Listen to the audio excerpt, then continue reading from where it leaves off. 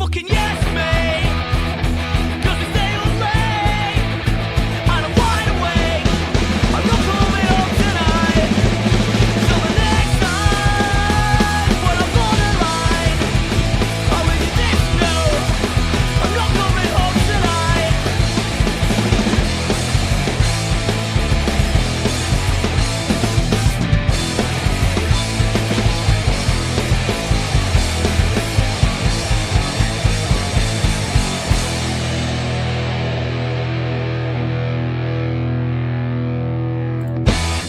Hello, everybody, and welcome back to the Pass Interference Podcast. I am your host, as always, Max Whirling. It's going to be a crazy show that we have this week. We have a lot of news that's coming in, even shit that could break as we're doing this podcast, recording on this Friday night that will be uploaded every morning at 7 a.m. You can guarantee it. We are consistent. What can I say? We're also on Spotify for those listeners. Spotify, iTunes, Google Podcasts, fucking Castbox. Like anywhere you can listen to a podcast, we're there. And we're awesome. So you should listen to us. We also have some stuff in the works that we can't release just yet, but hopefully we'll give everybody an update very soon. So with that said, to my imaginary right, it is co-host of this podcast, one of the co-hosts of this podcast, it is Jonathan Neckrich. John, how are you tonight? Doing wonderful, man. It's Friday, and got a big move coming up Sunday, so pretty stoked about that. So doing good. Oh, yeah, and then you'll have to get your room the way you like it, so that way we can get you streamed up pretty good. All sexy-like. Can't wait, baby. I know. And then, just to let you know, too, I got my beard oil that I ordered coming in on Monday, so we're going to see how that shit is. Because ooh, my man. Making his beard look all sexy-like. I know. Make you holla. Make you jealous. So. Hey, girl. And to the imaginary left of me, I've got not one, but two people today. It is, yes, we have a special guest that is joining us. We have, of course, the co-host of this podcast, the best season picker of this podcast, in Bronson from Paleo. How are you? I'm good, man. Just got our guest here sitting next to me. Joseph, say hi. Hi. But yeah, I'm doing good. I'm ready to get this thing rolling. Yeah. All right. Yeah. For those of you who don't know, Joe is, I don't even know your last name. I am sorry, buddy, but I don't think we've been Facebook friends yet, so we need to make a Facebook official. But no. But yeah, Joe is a big football fan. He's in our fantasy football league, and he's quite excited to be here. So yeah, we're gonna cover some news story, and he's actually gonna be a part of our mock draft that we're doing, mock draft 2.0. So everybody get excited, hold on to your britches, tickle your testicles or your vagina a little bit. Yeah. So the first topic we'll talk about is stuff that happened during the middle of the day on Thursday. The Redskins have a new quarterback, and his name is not Josh Rosen. It is actually Case Keenum. That's right. My Washington Redskins traded a 6th-round pick for Casey Keenum and a 7th-round pick in 2020. Case Keenum also had to rework his contract to make it fit under the salary books.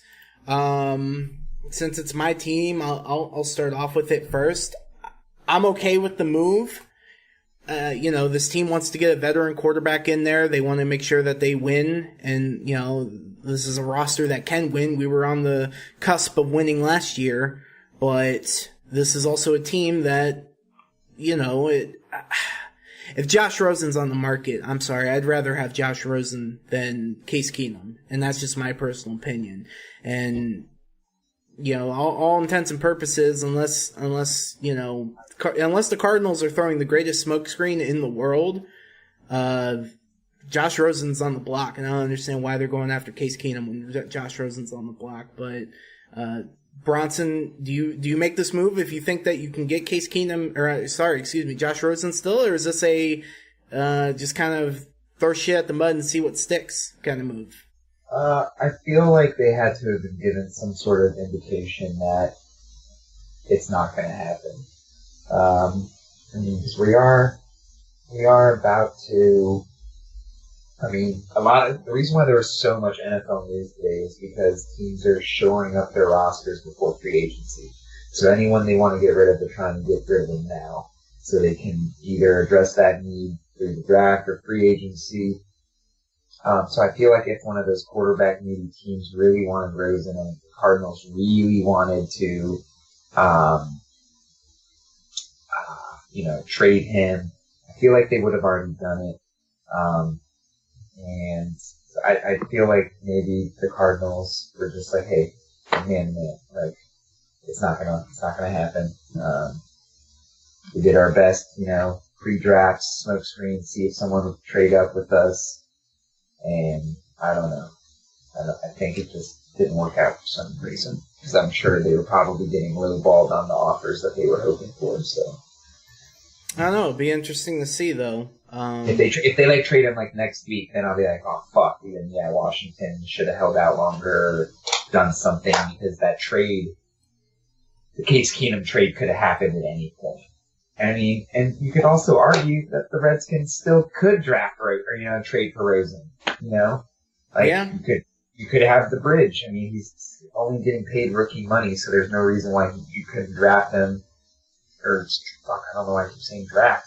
It's because he's in me for 1 year. Yeah, so he's still a young guy. He's still 20. Yeah, so I think he just turned 22 years old. So there's still no reason. And the pick is from next year anyway, so you're not even using a pick from this year's draft. So there's still an opportunity where you could, restructure Case's contract, which will more than likely happen, and then still trade for Rosen if you feel like you do it, and then give him a year to sit in that offense.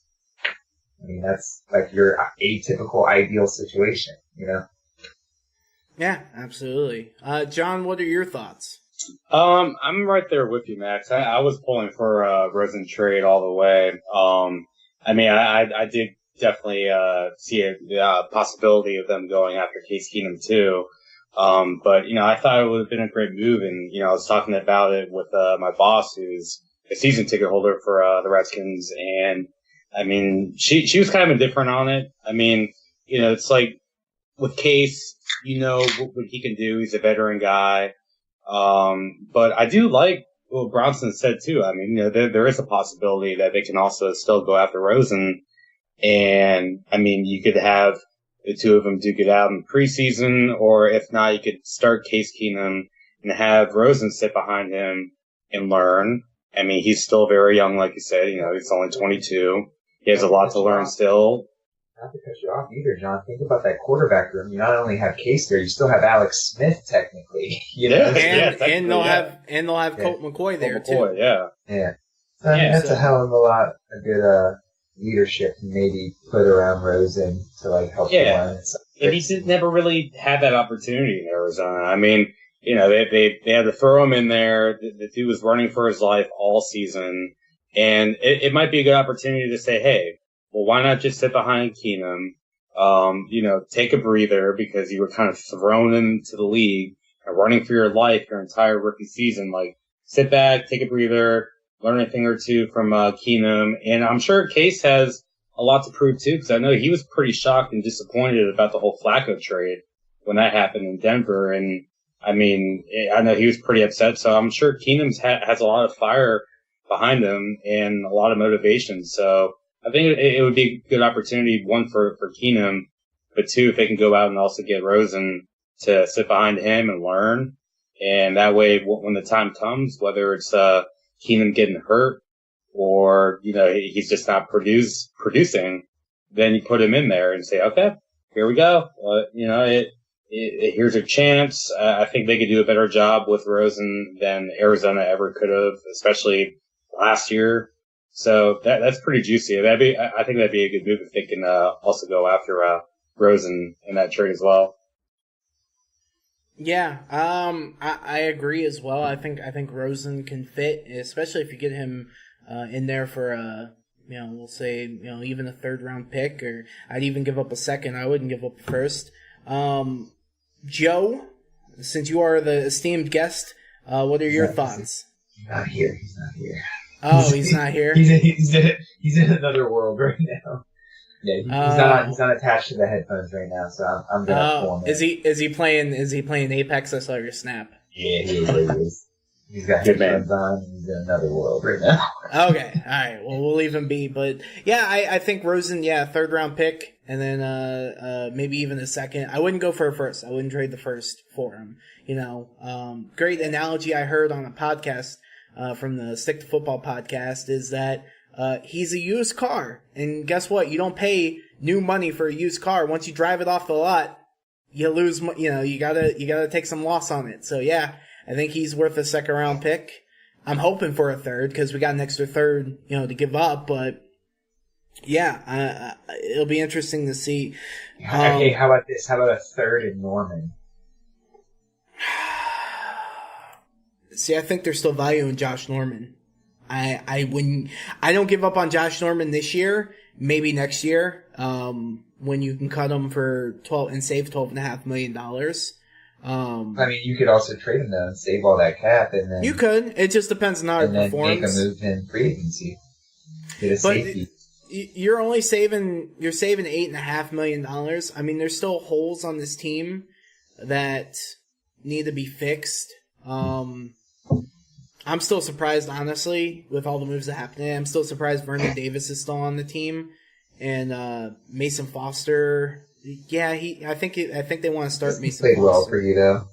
Yeah, but I'm just looking at their roster right now. Yeah, that's the only one really I'm shocked with is that Vernon Davis is still on the team because they could save $5 million by cutting him. Yeah, I mean he doesn't really add that too much unless they don't really believe in Jordan Reed. Which, given his injury history, and it's about a toss-up there. But, all right, so we move on from there. God, it just pisses me off seeing on Over the Cap. General Manager Bruce Allen. Fuck you, Bruce Allen. There ain't nothing like your daddy. So then after that trade happened, it was kind of dead for a while. And then... I mean, do we want to talk about the AB stuff at all, or are we just waiting until he's officially traded and then we'll talk? Dude, I mean, honestly, that shit could be going down. I mean, I'll just say this real quick. The whole Buffalo thing shocked the fuck out of me. I sent you guys the tweets. I was laughing my ass off. Like, I couldn't believe that they were going to do that to him. And then, I would have done this too if I was in AB's shoes. I would have thrown him fucking fit too. I don't think I could have played for Buffalo. So I don't entirely fault him there. Yeah. But, yeah, and now it's kind of interesting to see that Buffalo is just like, yeah, fuck this.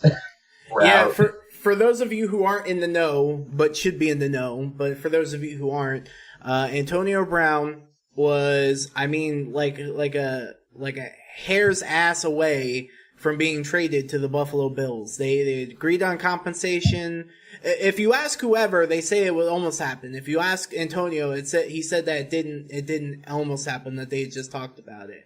Fake news in his words. Yeah, no, I'm gonna say the compensation was real. I honestly believe, I think it was about to be a done deal, and they were gonna move him to Buffalo probably for a third, if not a second, and yeah, I think once AB heard Buffalo and realized he was going to be put with Josh Allen, he was like, I'm good. I won't report. I'll pull a Le'Veon. I'll pull a homeboy here and not do it. So yeah, I'm a little shocked. Now he has tweeted, as Bronson brought up to us too, or not tweeted. He went on Instagram Live and said, y'all are going to find out who my new team is. And then I just sent another update to you guys through messages from the My Sports update, who does the NFL updates. And that said that people close to him, say that they expect him to land in Oakland, which. Yeah, keyword expect. And that's what's throwing me off too. Is like, I know Oakland was in it the entire time and that they have the 3 first-round picks. So ideally, it would make sense, right? Like, if any team's willing to give up a first, it's Oakland. Yeah. But, like, also, like, I just feel like it doesn't make sense. Like, why are you going to pay him all this money, like, to have a player maybe good for, like, he's probably going to be at the top of his game for the next two years, maybe 3, if you're lucky. You know, he's going to be 31 going into the season, and it blows my mind. Like, I don't understand why I know they need a receiver, but they need so many other things right now, so it just doesn't make sense for me for them to do it. So, like, I just feel like it's going to be some random team again popping up out of the woodwork, like fucking Carolina. Like, I could see Carolina, like, just coming out and be like, yeah, here's this and this, you know? Yeah, I could see it too. They have the need. They have such a need. That's all they need. I mean, yeah. It's like they have McCaffrey, they have DJ Moore, they just don't have a number one. You got your tight end, you know he's like in and out the door with injuries. Defense is there. Yeah, I mean they can, you know, they have $17 million in cap space right now, but, you know, Kuechly is hitting them for $17 million. You can restructure that and get that down probably $5 to $6 million right there. You know, K'Wan Short, he's hitting them for $17 million. Again, another $5 million you can save right there. So I mean, theoretically, I mean, if they want to make the move, it's just, I don't know if Carolina is willing to risk it. I mean, that's big. That's two big heads right there. You got to realize in Carolina. Don't forget, and their new owner was a minority owner in Pittsburgh. So he's gonna know what's up with Antonio. Before then. Yeah, he has that connections with him. He was there when they drafted him, et cetera, et cetera. So it's very, it's like a very interesting dark horse. Yeah, exactly. So, I don't know. It'll be fun to see, but we move on from that because an actual trade happened. Now, we had been hearing rumors the night before about the Browns and the day before, and I sent you guys it, that the Browns were going to trade Kevin Zeitler and some draft picks to the to the Giants for OBJ. Well, Kevin Zeitler did go to the Giants, but they traded Olivier Vernon. And now Olivier Vernon's going from the Giants to the Browns, and also a 5th round pick is going to the Browns, I should say. They're going to get a 4th round pick, and then the Browns get, hold on. I have to read this again. My brain's getting too excited for this trade because this is a great trade in my opinion for both teams. I love this trade for both teams. The Browns will send their 5th round. Okay, so the Browns received Olivier Vernon and a 4th round pick, and the Giants received Kevin Zeitler and a 5th round pick. John, Olivier Vernon, and Myles Garrett. Have fun with that. Yeah, I mean they're just adding piece by piece, and their team is really becoming scarier by the day and by the week. I mean, you know, before even, you know, the Super Bowl, I kept saying, you know, these guys are going to win the division. I mean, they're putting good pieces together, and, you know, there's still buzz coming out of Cleveland that, you know, they might be potentially landing Odell. I mean, you know, it's still rumors at this point, but I mean, to have both of those guys, I mean, have them lining up with Myles Garrett, I mean, good luck. I mean, you're going to need an awesome offensive line and a quarterback that just wants to run for his life all game because, I mean, you know, it's a great trade for them. And, you know, I agree with you. It's a great trade for New York also. I mean, you know, they get Zeitler too, and, you know, he's a solid guard. So he was according to Pro Football Focus, he was the number 6th ranked guard last season. Exactly. So, and that's something that the Giants need. I mean, you know, wasn't Eli Manning one of the most sacked quarterbacks last year? I mean, he has been the last few years, but yeah, absolutely. I mean, yeah. So it's a win-win for both. I mean, Cleveland gets even more scarier. They had a big piece on the other side of the football. Offensively, we already know they're going to be great as long as Baker stays healthy, which I'm sure he will.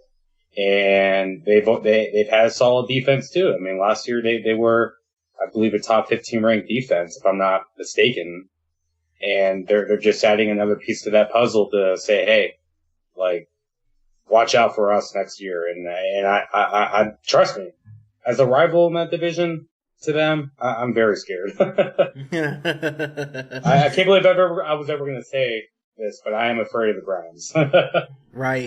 And Bronson, John touched on it a little bit. This is a great move by the Giants, is it not?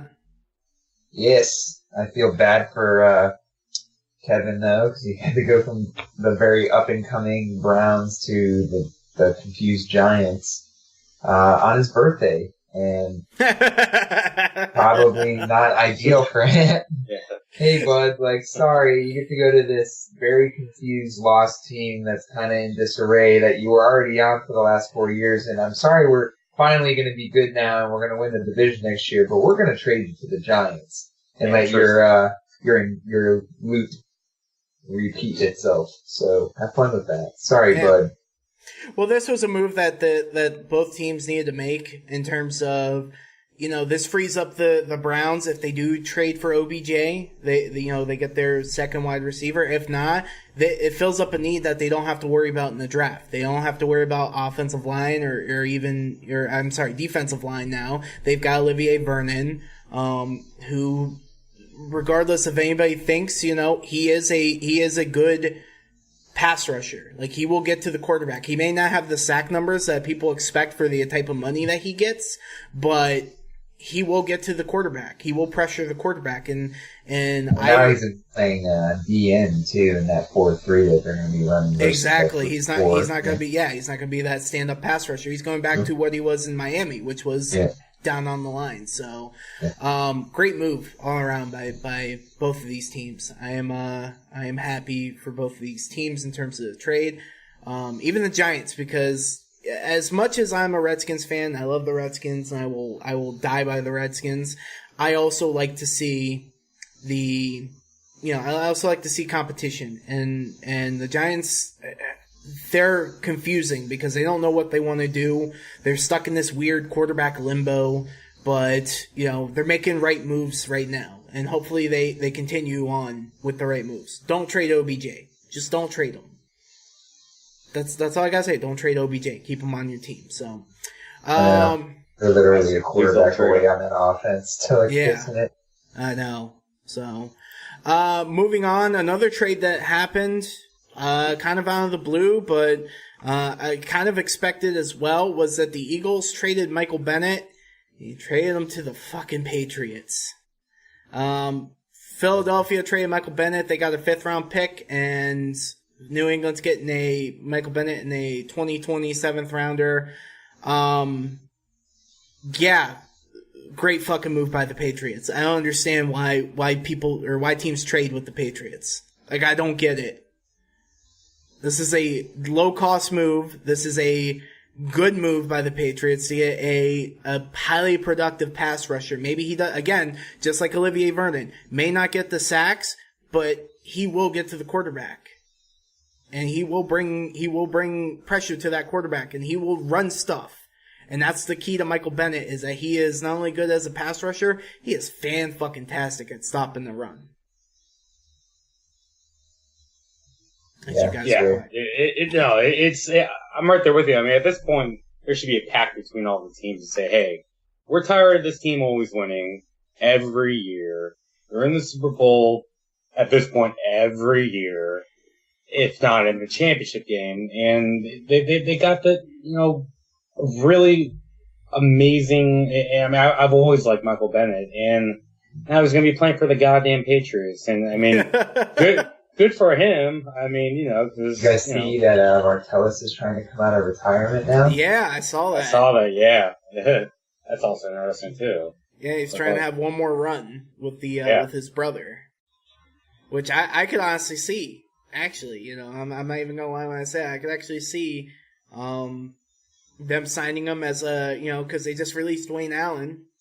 They could easily sign Martellus to come in there and be at least the backup. If Gronk comes back, he'll be the backup. If Gronk doesn't come back, then it just reassures New England needs to get a tight end in the draft. Right. So, yeah, I think it's a great move by the Patriots. I think it's a dumb move by Philly to trade him to your competition, but fuck do I know. So, Philly doesn't care because they're like, we beat those fuckers in the Super Bowl. Yeah, but I don't know. I don't get why.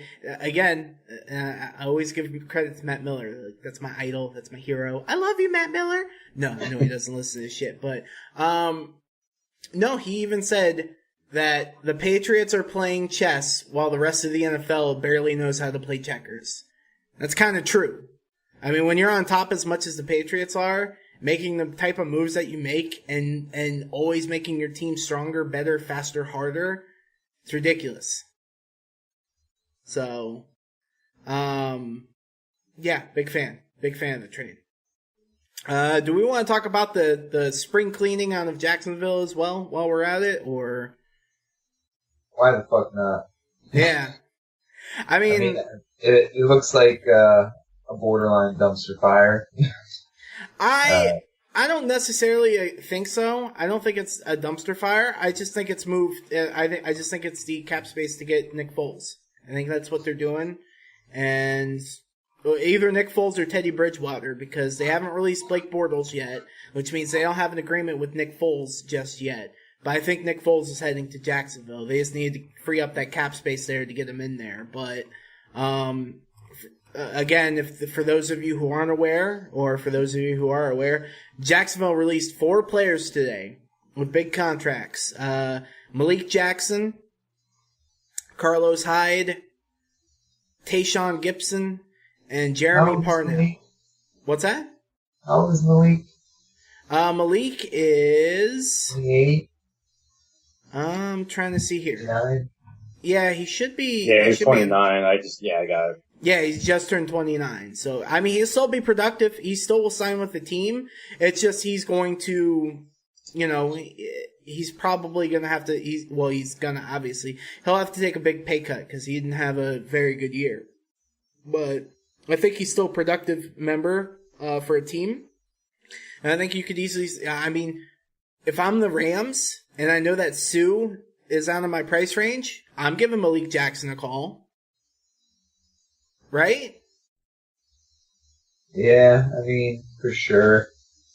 Is he a D end or a D tackle? He's a D tackle.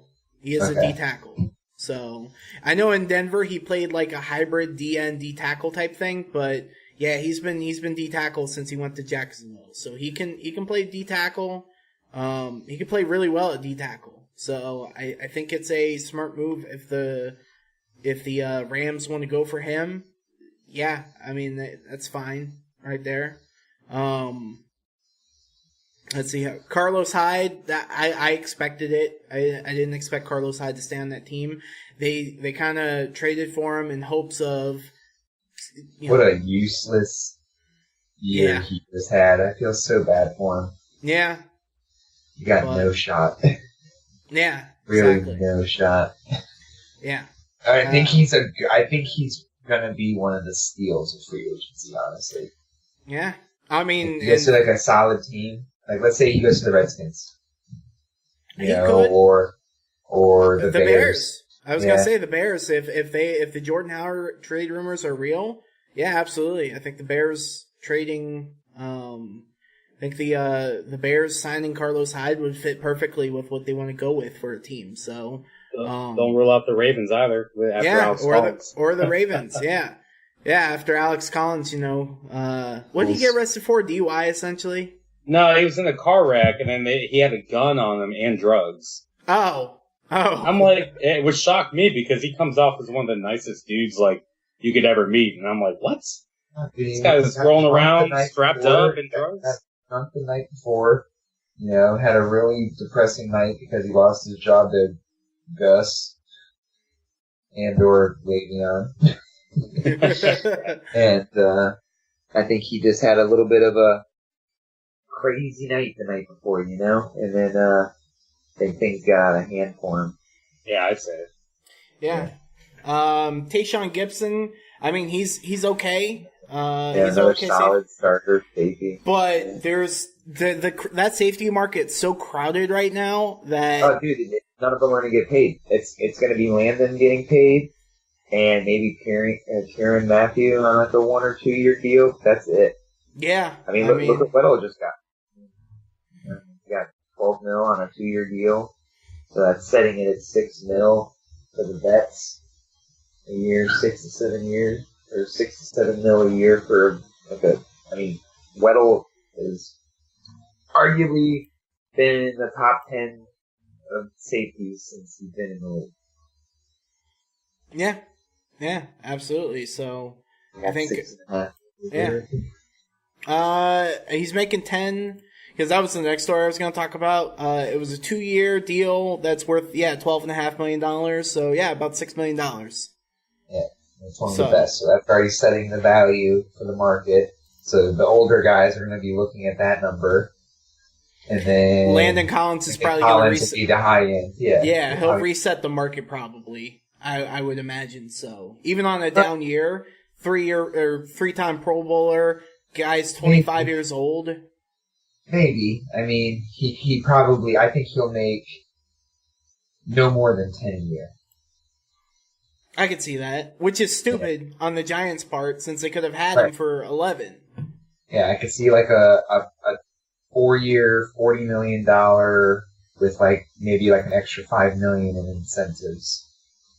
Yeah, because right now the person with that had the highest contract and the highest average per year was Eric Berry, making $13 million a year. And then below him, you've got guys like Rashad Jones and the Dolphins making $12 million a year. LaMarcus Joyner making $11.5. Harrison Smith making $10.25. And even Earl Thomas making $10 million. So you could see Landon Collins probably making anywhere between $10 and $11 million on a probably 4-year deal, right? I would imagine so. Right, and I will tell you this: if we, for whatever reason, I was reading some shit out there, is that people are arguing that Adrian Amos. You could argue that Adrian Amos is the best safety prospect on the market right now because he's not even 26 years old. I think he's 25. And I mean, dude, he's so good. He's nothing. He's literally Landon Collins without the height. Is what he is. That's all it is. And the only reason why is because he was the safety there for Eddie, and the defense. I mean, he's been doing this for years, but just never got any attention. And the Bears defense wasn't, we were top 10, but we were the 10th best defense in the NFL, and no one talked about us because we'd only win 3 or 4 or 5 games. Right. Yeah. And so no one said anything about him, but to the person that gets him, man, fuck. Well, the Ravens. I've seen the Ravens, even though they just released Eric Weddle, they are in the market for a safety. So either Adrian or Landon could fit in there really well. So John, I hope that tickles your fancy just a little bit. Yeah, man, it does. I mean, when this all started, and I thought that Weddle was going to get released, which he eventually did, I thought, maybe we'll just move Anthony Levine over. I mean, he's been with the team forever. But, I mean, with all these safeties floating around the market, I mean, you might as well. I mean, dude, I'm telling you right now, Adrian Amos, if he's going to sign with any team before the Bears, it's going to be the Ravens. I can say it. And, I mean, like you said, he's really young. I mean, and he grew up in Towson. I literally live right behind his high school. Perfect fit. Yeah. I mean, he loves Baltimore. I mean, he literally is in Baltimore all the time. He messaged me on Twitter asking what restaurant I worked at, so he could potentially come and eat at it. Joe, Raven player, you can serve. I remember talking to Joe about it the day it happened. So I called him about it. But yeah, I mean, I wouldn't be surprised if he went there or Denver. And then what? Denver just got rid of one of their safeties, no? Yeah, absolutely. Didn't they just cut someone last week? Who? Denver. Didn't they cut one of their safeties? No, they haven't cut any safeties recently. That's where they just cut someone on defense. Hold on, let me find them. Give me 1 second here. Teams, and we're the Denver Broncos. Actually, I remember being damn, Vic, alright, I see you. Case Keenum, Darian Stewart. Defensive back Darian Stewart. Yeah, that's right. They cut him, yeah. So, there's a need there for them. So I wonder if he's gearing up to get Adrian. Yeah, maybe. I mean, that was his first, one of his first draft picks in his first year in Chicago. So I mean, they've been boys for a while. Yeah, and they're gonna have. Well, it just depends on how much money they're gonna end up. I don't know their exact cap number. That's what's frustrating about the trades not happening. I want to know how much they have in terms of cap space, but because they have to take on Joe Flacco's contract, but also they're giving up Casey Keenum's contract, so it just depends on how much that balances out with each other. So, but as of right now, without the trades going through either Casey Keenum or Joe Flacco, right now they have about $37 million in cap space, so they could easily fit one of those safeties in there. Joe's listening to me right now, and he just asked, like, don't you think maybe they'll give Sua a chance? Yeah, absolutely. I think they should give Sua a chance. Very true. As long as Sua, here's the thing with Sua Cravens. I think he's a great player, but he's been in his head for way too long. I think if he gets out of his head and can play the game he wants to play, then he'll be fine. You know, but it all depends on Sua and how he's thinking. So yeah, very, very true, man. All right, so are we about to be in mock draft day? Yes, that is the next thing, because we were going to talk about Eric Weddle, but yeah, he's laying with the Rams. We just briefly talked about it. John, Fear the Beard is no longer in Baltimore. It is in Los Angeles. Yeah, I mean, when it broke out, I'm happy for him. I mean, I know right when the season ended, he said that, well, if I'm not going to stick with the Ravens, I'm just going to retire, and then he kind of started shifting away from that, which I'm glad because, you know, he's still playing amazing football. And he brings a lot to the Rams. I mean, he now he has a great chance at winning a Super Bowl before he could retire. And it brings a lot of great veteran leadership to that defense. And he's going to do great over there. I'm happy for him. So I'm really glad that he's sticking with football for at least a couple more years, and he's with one of the best teams in the league right now. Yeah, they literally have a seasoned vet at every phase of that defense. I know, and secondary. It's crazy. Think about their secondary, and regardless of if they regress or whatever the case may be, you've got Aqib Talib, Marcus Peters, Eric Weddle, LaMarcus Joyner. Right, that's fucking scary.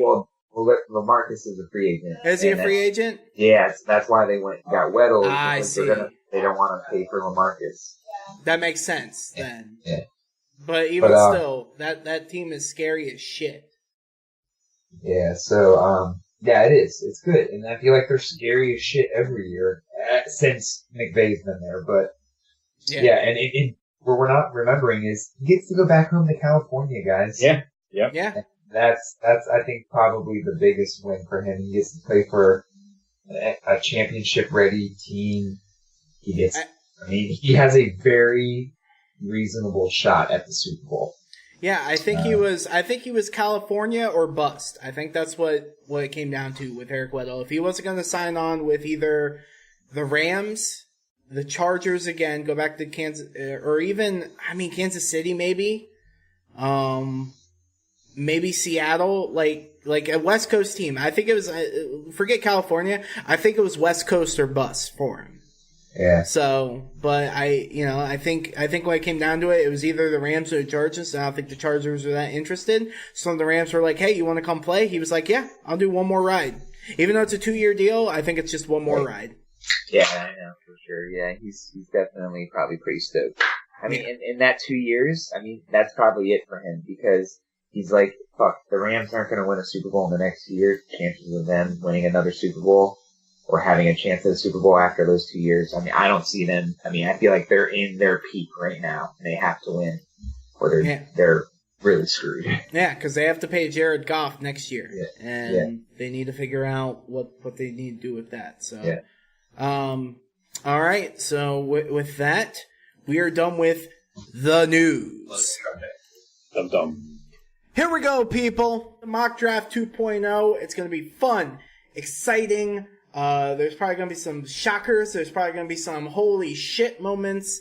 It's going to be awesome. We have Joe officially with us after his little binge of Apex Legends they had to do there. Yeah, so let's get started. So with the mock draft 2.0, we're going to do round robin. No trades again, only because it's hard to predict trades. We can say if a team, for example, is willing to trade out of a spot, but other than that, I think, like I said, no trades because that's too much work to do. And quite frankly, we're all busy motherfuckers. So,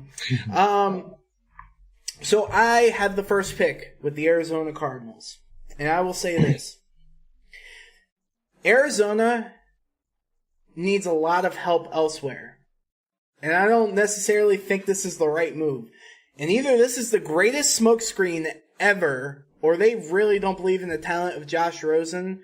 But I'm going to go ahead and do it. And I'm going to say it. They're going to draft Kyler Murray with the first overall pick. Quarterback out of Oklahoma. I mean, there's question marks in terms of the weight. If if he'll play at 207, I don't believe he will. I think he will go back down to 190, which is scary for a quarterback.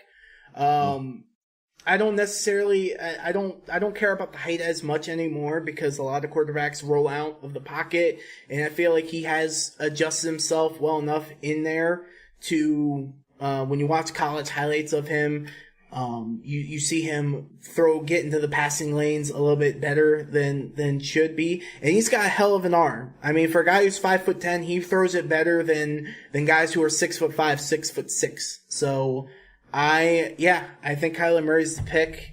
Whether we agree with it or not, they have to go with whatever they believe is best in Arizona. So if they don't think Josh Rosen's the man, then I mean, honestly, freaking Kingsbury didn't fucking draft Rosen. I mean, yeah, maybe he had to sell him on the idea that I could get Rosen to do it, but I mean, they really don't have to. I mean, if they can get any sort of compensation for him and they feel like he's a better option, then you do that. I mean, it's really, it's a fucking coin flip. Yeah, it's you gotta fit, if you're gonna run Cliff Kingsbury's offense, then you have to run it the way he wants to run it. If he feels like he'll have more success with Kyler Murray than Josh Rosen, then man, you gotta go with Kyler Murray, and you gotta cut your losses with Josh Rosen. So, yeah, I think that's the move that's gonna happen. So, number 2, we're staying in the NFC West. We are going to the left. We are going to Bronson with San Francisco's pick. Okay. Yeah, I'm going to say that San Francisco's feeling pretty damn blessed. They didn't think, a couple months ago that this would even be an opportunity. So I think I'm just going to go ahead and put Bosa in there. Nick Bosa. Spot. Yeah. I think, at the end of last season, they were probably a little pissed that they didn't have the first overall pick because they wanted this guy probably that badly. Because he was the perennial. This is like the no-brainer first overall pick. It's been said that way since week 13 of last season. So I just feel like they're feeling pretty damn lucky, happy that the Cardinals got some happy feet and moved on from Rosen. And I think they just take what they think is the best player, and there's another Bosa and Cali. Yeah, Nick Bosa, I mean, there was questions about his health. He's had ACL surgery. He had the core muscle stuff. Yeah, but he ran good. He looked really good at the combine, and I think he solidified his position as a top pass rusher overall. His drills, his combine, his pass rushing drills and everything like that look great. His 3-cone 7.1's good. 29 bench reps, so he's a lot stronger than quick. Then I think it's a great move, and I think San Francisco, if that's what happens, if Arizona goes Kyler Murray 1 and San Francisco, I don't even think they wait to 10 minutes. I think they go, yep, we're taking them. There ain't no question, there ain't no trading back, nothing like that. So, Nick Bosa to San Francisco. John, you are up number 3 overall with the New York Jets, the Jets, Jets. Well, I don't want to be, very repetitive, but honestly, I'm going to stick with, for my, our mock draft 1.0. And I think the Jets get Josh Allen, man. I mean, I think he's great on the edge, very talented gentleman. And how cool would it be twice a year to say Josh Allen sacks Josh Allen? I mean, I just want to see that. That's pretty awesome. Absolutely. So Josh Allen again looked great. I mean, great at the combine. 4.6, 340, 28 bench reps.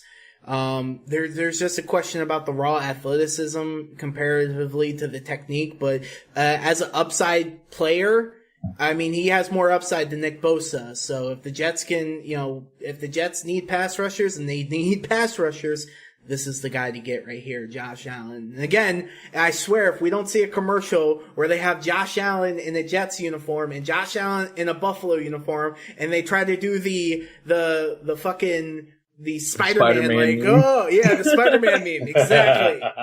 Then I will be very upset. So, like they need to do it, but like be like a Sheetz commercial or something, or like a fucking Wawa commercial. Like, hey, you have the same drink as I do. No, you have the same drink as I. Yeah, they got to do it. So, love it.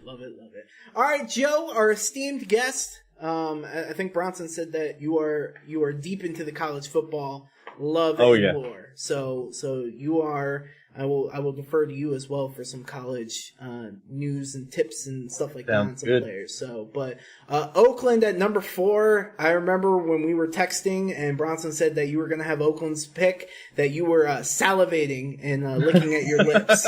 So you get your chance. You got 2 of them. You got another one later on, but you get the 4th overall pick for Oakland. Where are you going?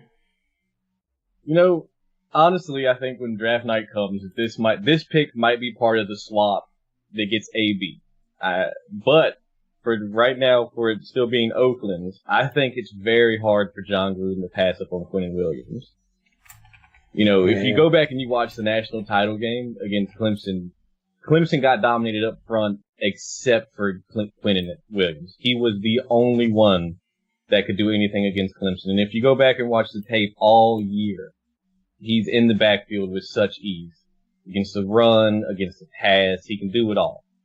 You can put him in a 4-3 D tackle. You can put him out on the end on a 3-4, and he can wreak havoc on guards all day long. Yeah, I agree as well. I mean, this is he may not get to he may not get to the quarterback as frequently, but I mean, he will dominate your pass, in up front. He will dominate that. And yeah, I mean, it'll take the guard away from a pass rusher. Yeah. It'll definitely do that. You won't be able to double team the end on whatever side he's lined up against. You just can't. Yeah, absolutely. He will have to be the double team. Yeah, exactly. So I think, and I watched a couple of those highlights as well in terms of him against the national championship, because everybody said, oh, he got dominated. No, he was there. And he went up against guys who will be in the NFL just shortly. Yeah. But yeah, absolutely. So, all right, Tampa Bay is up. I'm up with number 5 with Tampa Bay. Falcons fan in the building. Absolutely. They could go a multitude of routes here. It's scary to think about where they want to go with this pick. I ultimately think that Tampa trades out of this pick. I think somebody jumps up to try to get a quarterback. To try to get Dwayne Haskins, honestly. But I'm gonna go ahead and I'm gonna say that they need still help on that defensive line, not offensive line. I'm gonna say Rashawn Gary. Out of the University of Michigan is going to be the pick. The guy is fucking sneaky fast. He's, I mean, you want to talk about athletic for a lineman. For a big man. For a big man, yeah. He runs like a 260-pound D end. It's ridiculous. Yeah. He is 277 pounds, ran a 4.58 40. Mm-hmm. That is scary quick. And he is one of those guys where you can play on the D end. You could play him in if you want to bulk up his weight a little bit. You could move him inside. Hell, if you want to drop 15 pounds from him, he could probably play some linebacker for you. So, very versatile switch hitter type guy. And yeah, Rashawn Gary's my pick there. So, Bronson, number 6 to the New York Giants. Goddamn, like we were just talking about earlier on the podcast, the Giants are probably one of the most confusing, purgatory stuck fucking teams in this goddamn league. And it's like they refuse to break up with their girlfriend in this terrible relationship that they're in it with Eli. I mean, there are so many different positions they can go here. Fucking quarterback. They could really use Jonah Williams here. They could use a quarterback right here. I mean, whatever one they think is necessary. Fuck, Defensive they could use, back. Yeah, they could use Greedy. They could use Devin. They could use Ed right now. There's so much talent on the board right now, but I think they have to just suck it the fuck up and just take Dwayne here. I think they have no choice. Kyler's off the board. This is where the fucking quarterback run starts to happen. You're starting to creep over that top 5. You're going to start getting into that top 10, top 15 status where teams start to trade up and cut people off. I think the Giants are a team that could look to trade up just to solidify getting a quarterback here, depending on how they feel, what the rumbles start being. But I got to take Haskins here. All right. Yeah. Giants fans will go crazy if they don't pick Haskins, honestly. Yeah. No, I know. If they don't take a quarterback, fans are pissed. Yeah. Yeah. It's fucking absolutely. New York. They're already pissed that they're paying Eli $14 million or however fucking much it is and didn't give Landon Collins a dime. I mean, Yeah, exactly. let's be honest. Yeah, and they were offered a first-round pick last year for his ass, and they didn't take it. Now, there's been some contention in there, but like I said, I believe that Matt Miller, again, because that came from Matt Miller, I don't believe Matt Miller would throw that out there and say, hey, there's a team that was willing to throw a first-round pick for him, and just to throw it out there. You know, I really believe that there's probably a team that thought, you know, hey, we're probably a safety away. Like Jacksonville. I could have imagined Jacksonville probably trading on him. I could see, I don't know, the Kansas City Chiefs making a playoff push right before the deadline. Yeah. Like I said they were probably doing. Well, he said in the podcast, because I listened to it. I listened to their shows. They do 3 shows a week. I listen to about 2 of them, sometimes 3. Just depends on my mood. But he said that it was a team who was like 1-8. Like it was a team that was struggling. Really? Yeah. So probably with the hope of re-signing him. It's probably it's probably the Niners then. Yeah. I mean, it could have been. It could have been Atlanta. You know, if said it's safety. Yeah, but they could have made. You know, they could have. Yeah, it could have been one of those things where they were out with Keanu Neal. You know, he was hurt, and they could have been like, we're just a safety away. We've got everybody else back, so they could have probably. I guess Niners, man, trying to prepare for next year. Maybe it could have been, but thank God San Francisco didn't give up that too. Then, because that would have been a dumb move. So, Joe, Dwayne Haskins, what do you think about him? Like backstory, salty because he picked Ohio State over Virginia Tech coming out of high school. So, but you know, if you watch him throw, he's got the arm. He's not as mobile as people think he is, just because of how he's built. But he'll get the job done, you know, and especially in that Giants offense, he already has somebody to hand the ball off to. He already has somebody he can dump it off to if he needs to in Evan Ingram. And then he can launch deep over the middle to Odell. The only question with that is that offensive line is so bad. And he's not that mobile. So it'd be tougher on him. You know, that division's got DeMarcus Lawrence. It's got Ryan Kerrigan, even if he's getting older. But it's the move for the future. It really is. Yeah. But it doesn't make sense with the blueprint the Giants have already laid out there. No, it would make sense for every other person in the entire world. But for some reason, the Giants front office, it won't click, I feel. Yeah, we talked about how earlier, when you were busy gaming a little bit earlier, but we were talking about earlier about how the Patriots were playing chess and the rest of the NFL is playing checkers.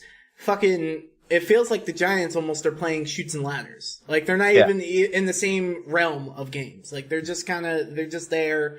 And I don't know what they're doing. It's really weird. I'm not a big fan of Dave Gettleman at all. I even though he made Carolina into a Super Bowl contending team, he also did some really stupid stuff there as well. Yeah. So Like drafted Cam Newton. I love my Cam Newton weeklies. Yeah. And that's why we'll never get interviews. So, moving on, John, you've got number 7. You've got the Jacksonville Jaguars, who freed up a shitload of cap space here. So, it'll be interesting to see where they go. Wink, wink, Nick Foles, wink, wink. Exactly. And, go ahead. and then that's why I'm going to make this pick, and hopefully I'm not botching the name, but I got them picking up Noah Fant, tight end out of Iowa. And the reason why I have him picking him up is a lot of what I see with him playing, if they can land Foles, which just makes so much sense at this point, he can literally be his Zach Ertz. And he's going to be young, and we all know that Foles loves to throw to Ertz. So give him a very, talented, athletic tight end. With Nick Foles, someone who could be somewhat familiar to Foles, and a very great young target. I think that would be the smart move for them. I know going tight end this early is a little risky, but I mean I think it just makes so much sense for me. I mean, I fucking love it, man. I mean, the dude killed it at the combine. Oh yeah. I mean, those Iowa guys are like, this could be like, potentially 2 very good tight ends from the same team coming out. Oh yeah. I mean, fuck, wasn't like the year like fucking Hernandez drafted? Weren't there like 2 good Florida tight ends that year? Mm-hmm. Who was the second one? There was. Give me 1 second. Why'd you ask me? Because you're my mans. Hold on 1 second here. Aaron Hernandez. That was also the first Marvin years. Yeah, and the Tim Tebow too. Chris Lee, Tim Tebow. Let's see here. It was the 2010 NFL Draft. Hold on 1 second here. Player selection. I need to look for tight ends. So, centers, quarterbacks. Let's see here. Tight ends. So, obviously Aaron Hernandez, which, that happened. But, no, not another Florida tight end. But I want to say, Jimmy Graham was also, he wasn't from Florida, but he was from Miami. So, and also, that's the same draft as Rob Gronkowski. So, that's so it's just a tight end crazy draft. Yeah, Riley exactly. Cooper was on that Florida team, fun fact. That's right, yeah. He was. Racist. Right? That defense that year was... Bitch! And that's why we'll never get fucking interviews. So. He's just like Man, I'm not the only one. Max, take the tape back, motherfucker. You've talked about playing with testicles earlier. Yeah. Flicking your bean. Yeah. You literally started the podcast with that, so yeah, it's all my fault. I mean, it's just easier to blame you. Yeah, no shit. So, anyways, Noah Fant, I love it. Guy is, what is he? Yeah, he was 6'4", 249 pounds, but ran a 4.5 40, 20 bench reps, had a 39.5-inch vertical. His 3-cone drill was 6.81, which at that size, it means he can cut. So give Nick Foles that target, especially when they don't have the wide receivers necessary to do what they need to do. And I think it's a great pick by Jacksonville. Joe, number 8, Detroit. You look at Detroit's roster. Let's not fuck this up, Joe. I'm so close to you right now. I like the D tackles. I love Snack Harrison. I love Ashawn Robinson. I think that defense, what I think they need is a leader. I would love for them to get Devin White, but at the same time, I feel like they need an edge rusher more than that. And it's hard to argue between Farrell and Sweat, especially after the combine Sweat has. Mm-hmm. So I think in this situation, I think that the Lions would go and get Sweat over Farrell and get that edge rusher to pair with the 2 D tackles they already have. Yeah, I think it's a smart thing. As we know, the NFC North, you have to get to the quarterback. You have good quarterbacks in that division, and you have to be able to get to them. And of course, Sweat is ridiculous.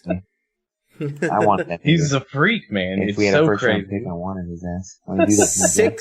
6'6", 260 pounds, arms of 35 3/4 of an inch, so he's got long arms, but he ran a 4.41 40, and he's just incredible. I mean, He's got the Myles Garrett frame and the speed. If he just puts on that muscle and keeps that speed, he can be ridiculous. Yeah, the only thing, the biggest difference between him and Myles Garrett is obviously he's a little bit smaller than Myles was, but also he doesn't have as great of technique as Garrett did coming out of the draft.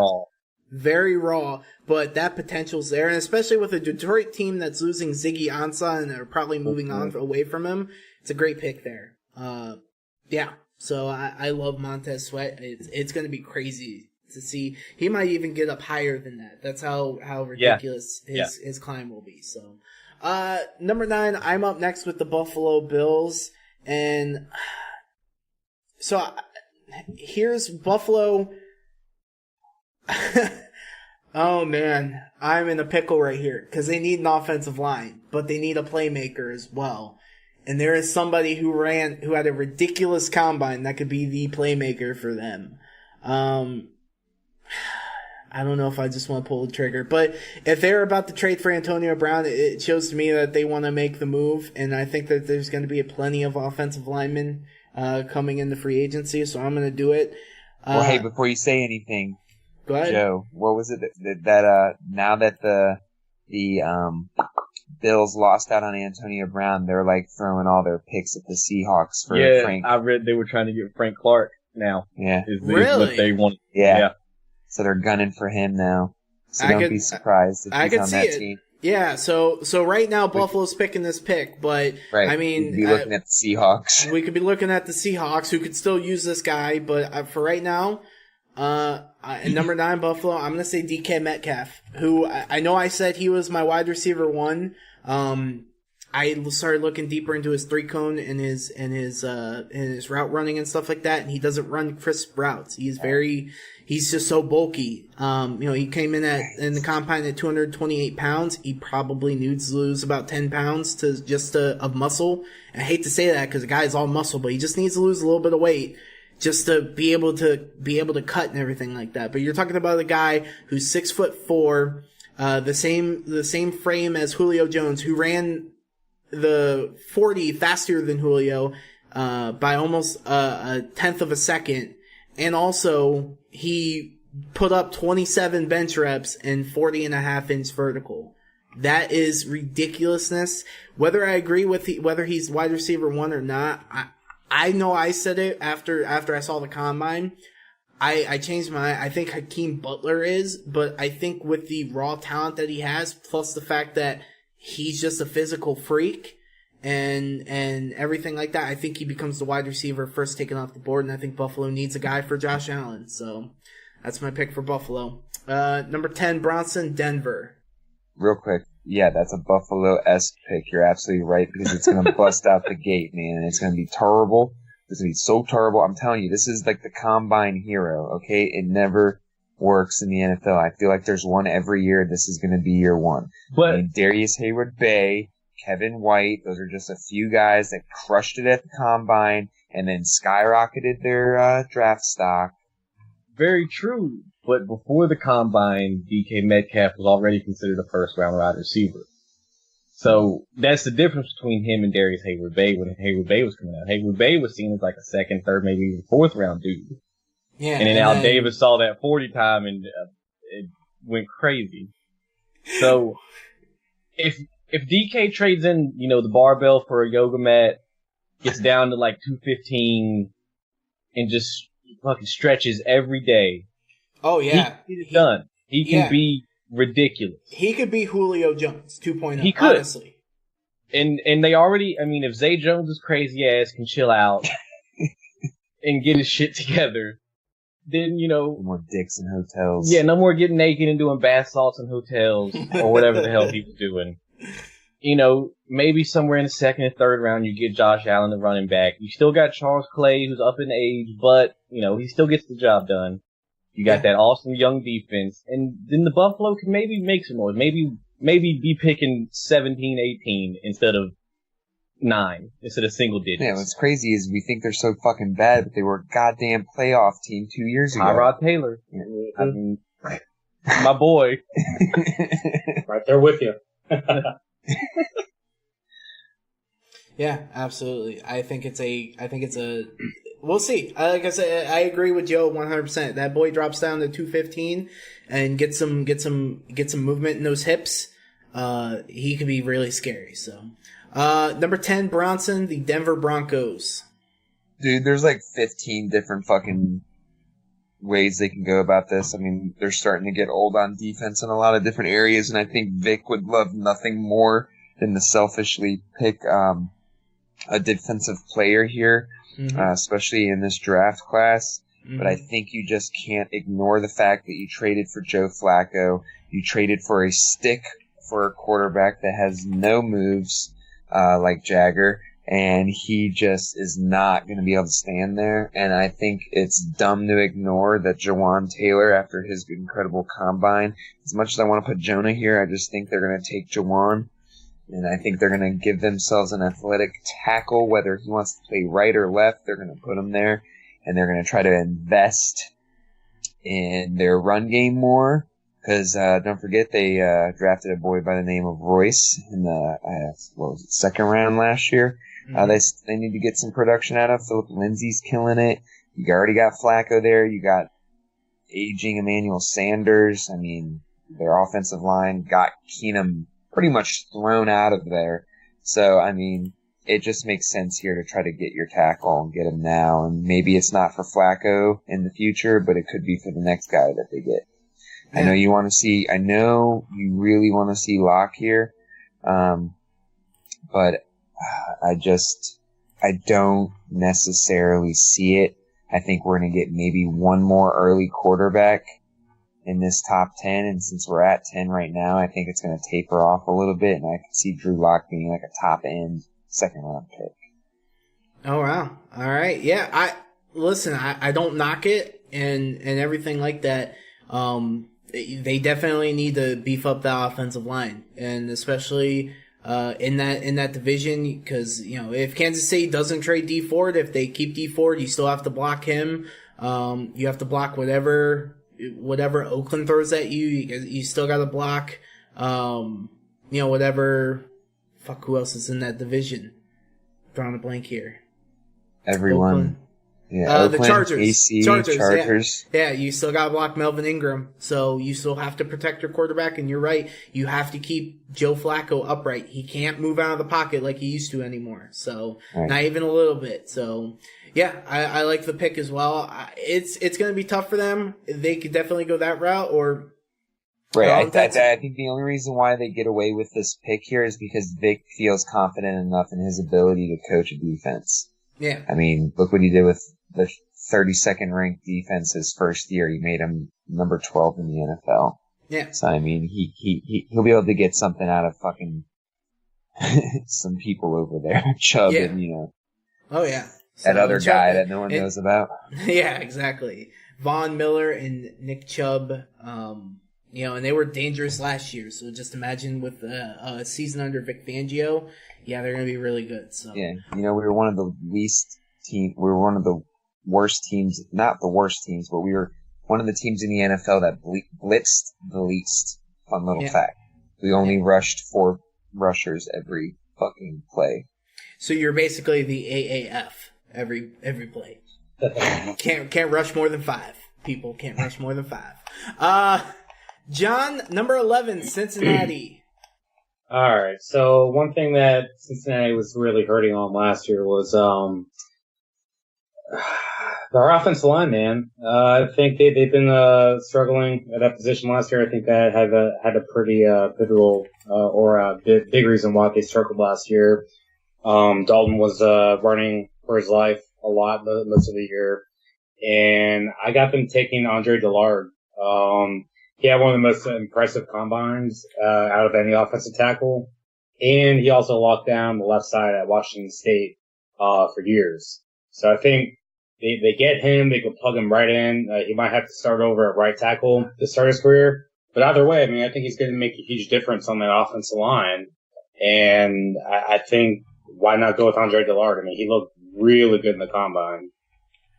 Wow, that's a name I have not heard in the top of the first round. That's crazy. There's a shocker.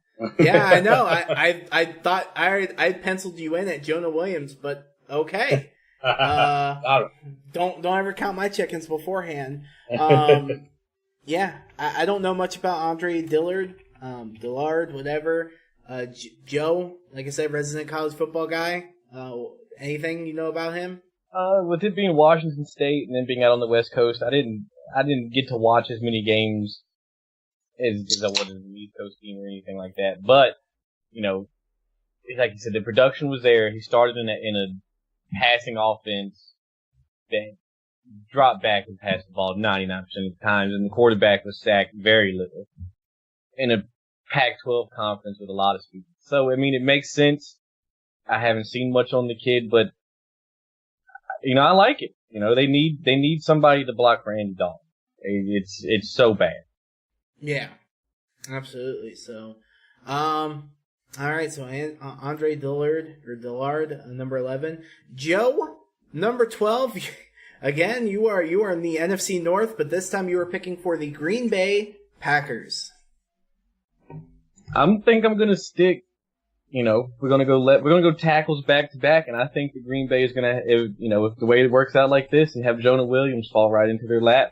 You know, you're in that division, you gotta block Khalil Mack. if the Lions get a guy like Sweat, you gotta block him. You know, you gotta block Danielle Hunter. And Aaron Rodgers just got hit way too much last season. Way too much. Yeah. If you want to invest, the next at least 3 years into Aaron Rodgers, you gotta get somebody to block for him. And Jonah Williams was day in, day out in the SEC against the best defensive lineman in the country, holding his own. So, and I think he'd be a perfect day one left tackle starter in Green Bay.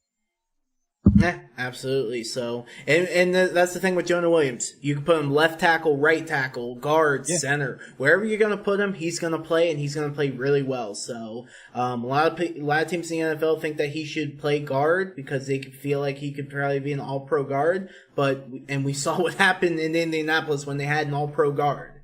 So, yeah, I like the pick as well. So, and Bronson probably hates the pick because it's the Green Bay Packers. Number 13. Number 13, I am up with the Miami Dolphins. Since they're in another weird spot where they could go for a quarterback because they're moving on from Ryan Tannehill. I don't think they will though. I think they're going to go after Teddy, bring the kid back home to play starting quarterback for his hometown team. So what does that leave us with? Well, it leaves us with an aging defense. And it leads us to a division where they have to get pressure. Well, guess what, people? Guess who's at number 13 for the Miami Dolphins to get the interior pressure against Tom Brady? That's right. It's Ed Oliver. Ed Oliver is my pick for the Miami Dolphins. He replaces that Ndamukong Suh, who they paid big money to be this dominant guy. And they get Ed Oliver, who a lot of people say is more of a run stuffer than a pass rusher, but I think he can do it all, honestly. I think he can run stuff. I think he can pass rush. I think he can drop back and play some coverage if need be. There are rumors that he was going to run the 40 in about 4.5 seconds, and he's about 277 pound, D lineman. So it's the same thing with Rashawn Gary, but they said he was going to run it faster, and they even asked him to play or do some linebacker drills there at the NFL Combine, which he declined to do. But I think Ed Oliver is a steal at 13 for Miami, and could be a great anchor for that defense for years to come. Number 14, Bronson. You have the Atlanta Falcons. Don't fuck it up. Yeah. Real quick before he fucks it up. Uh-huh. On the Ed Oliver pick, I think, he's going to slide because he's got some character issues in terms of being a shithead on the field. But I think you get him with a guy like Cameron Wake, who don't play that shit. You come in and you work hard and you bust your ass and you do the right thing, and I think Cameron Wake can straighten him out real quick. But I hate to break your heart. Cameron Wake is leaving the Miami Dolphins. Is he really? Yeah, they let him void his contract so he that can makes leave. me sad. Yeah, Yeah. so he's a free agent. Well, never mind. Yeah. Fucking it up. He's gonna. See, he fucked it up. He fucked it up before he even fucked it up. So, but Bronson, number 14, the Atlanta Falcons. All right, so there's one that's a no-brainer, and then there's one, I mean, selfishly I would like to see because, you know, when in the NFL for me, I like power tandems, you know? Like I like I like the groupings, you know, like a nice wide receiver core or a nice running back core. Exactly where you're going. I know. Yep, nice I know where he's going. linebackers, you know. I, as a Bears fan, selfishly got to enjoy a good decade of two guys by the name of Lance Briggs and Brian Urlacher. I selfishly got two not all pros, but 10 years in a row of Pro Bowls between two linebackers every year. So as much as I would love to see Devin White on this team with Dion, it'd make me cream my pants because Dion doesn't get any love. So maybe he needs a fellow backer to like bring the hype because the man's underrated. Brian Urlacher's already told you that. My man's Brian Urlacher saying it. He's probably on to something. But then there's this guy named Clelin Ferrell there. Furl. Also pick Clemson. Pick Clemson over Virginia Tech. And I really feel like these guys need some D-line help ASAP. They need to find every reason to cut Vic Beasley. Exactly. And so I think they take Ferrell here at this pick instead of Devin White, as much as I would love to see that. I think Devin and Dion would be fucking insane. Double D's, baby. So hold on. Are you going Devin White or Clay? I made it a narrative. I'm sorry. I'm taking Ferrell here. Okay, you're taking Ferrell. Yeah, okay. I just wanted to lead Joe along. Excuse me. Okay. All right. So Clelin Ferrell is the pick, number 14. I think as for a technique guy, Joe, you may agree with me on this or not. As a technique guy, I think he's probably up there with Bosa in terms of technique to get to the pass rusher. Little different in terms of run stopping. I don't think he's as good of a run stopper as a couple of these guys, but technique getting to the passer or to the quarterback, absolutely. This guy is technically so good sound. with his hands. Good with his hands. Exactly. So, and you know what? That's all that matters in life is if you're good with your hands, especially to the women. So, but yeah, Clelin Ferrell. I love the pick here. So, Johan, you've got number 15, the Washington Redskins, and just like we've been saying all along, don't fuck this up. Well, you're gonna love this one, and I don't think anyone's gonna see this one coming either. But it's very familiar as to one of my picks earlier in the draft. And you know your boy loves this position because of the team that he roots for. So I'm going to fuck it up. Ravens, man. We fucking hate your team. Okay, we all do. We all do. I'm right? gonna Except fuck it Joe. up. He really likes Lamar. And Hell yeah, my man. Go on. I'm I'm sorry. gonna fuck it up, man. And you know what? The Redskins are going to get TJ Hawkinson, the other tight end from Iowa. And I think... Douche, you fucking bitch, douche. We were just talking about how Vernon somehow is still on the roster, and so is Jordan Reed. You think they're going to take a fucking tight end with their first pick? Max, tell him he's crazy. Actually, he's not crazy. Exactly. Here's I mean, two tight ends from Iowa going in the top 15 is pretty crazy. But, I mean, he's a multi-tooled player with all per upside. I mean, he's not just a great receiver, but he's a great blocker. Two tight ends. I mean, you keep talking about it. You just won't leave him alone. Yeah, tight ends. We got 3 tight ends in Baltimore. Drafted 2 in back-to-back rounds last year. Well, Falcons fans over here really could have used a tight end. Right. God, Joe was so mad. I was texting Bronson going off when you guys got the kid from South Carolina. I was so mad. And then you go take Mark Andrews. Fuck Mhm. Philly. You want a tight end? Nah. We're Baltimore, man. We take all the tight ends. Suck it.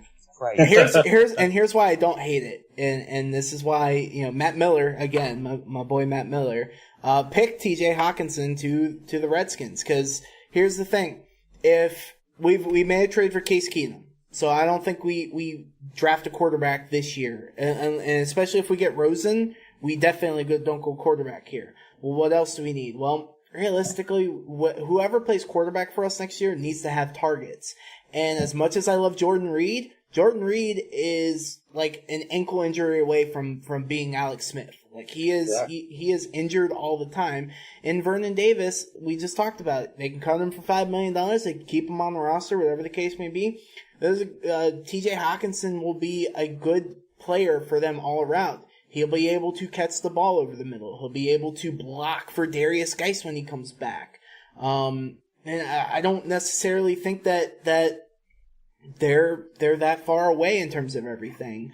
Back to where they were when they were about to win the division last year, because they were going to win the division. I don't care what anyone says. They were going to win that division over fucking Dallas, and then Alex Smith had his Joe Theismann moment, and Okay, I still cringe. I know. So the only other one that would have made me happier in a sense was probably Greedy at this position, just because I think you have to pair Josh with another solid cornerback there. But regardless, I think T.J. Hawkinson's a solid pick here.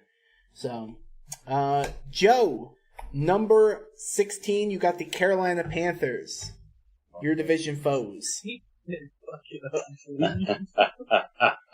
And no, you Pick can't, quarterback.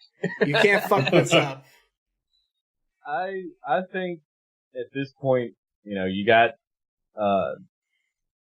a whole lot of problems all over the place now for Carolina. The defense isn't anything what it close to was being when they went to the Super Bowl. Their receivers, more came on towards the end of the year, but you still got Funches who, God bless that boy. He needs to fucking go. I guess he gives it his all, but goddamn. He's just like a fucking Benjamin that lasted longer. You got old ass Greg Olson, who's Rip. almost the same thing as Jordan Howard. He's about to be calling Monday night games halfway through the season. Jordan Howard? How you gonna do Jordan Howard like that? Not Jordan Howard. Jordan Reed. Jason Witten. Oh, Jordan Reed. Yeah. But my man's like that. I think they help out that secondary, and I think at this point they go Greedy Williams. Oh yeah, I love Greedy Williams. You get two young corners. They got and Bradbury hasn't been what they thought he was going to be. And corner's bad, especially in that division. Calvin Ridley coming on. You still got Julio and Sanu in Atlanta. You got fucking Michael. You got Michael Thomas. You got Mike Evans. AB. Yeah. Okay. You got so many people in that division that you got to cover, and so many quarterbacks that just throw it all over the field. Mm-hmm. You got to be able to cover the field. Yeah, and especially when you can draft a guy who's 6'2", 185 pounds, and ran a 4.37 40. And it's physical. He will be in your face right on the line from the word go, and receivers hate that shit. Absolutely, yeah. I love the pick there. So Greedy Williams. All right, number 17.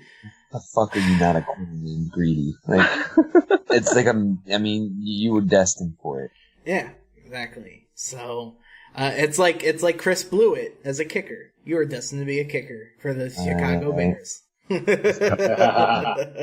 Dude, watch him be like a fucking stud, though. I know. If he's a stud, I'll buy his fucking jersey just because of the irony of it all. All right, number 17. I got the Cleveland Browns. This is scary because they're pretty much set at everywhere, and surprisingly, they don't need a lot in terms of everything. Need some stuff, but you better get it just right. Just a couple different things. You just better get it right, man. Fuck you. I'm gonna pick who I want to pick. Bitch. So, and realistically, I really wanted Greedy Williams. I was hoping nobody would take Greedy Williams. So instead, I'm gonna go with wide receiver, and I'm gonna go I'm gonna go. I don't know why you're saying bruh. Leave me alone. Leave me alone, bruh. I'm gonna go with Snack person Joe later.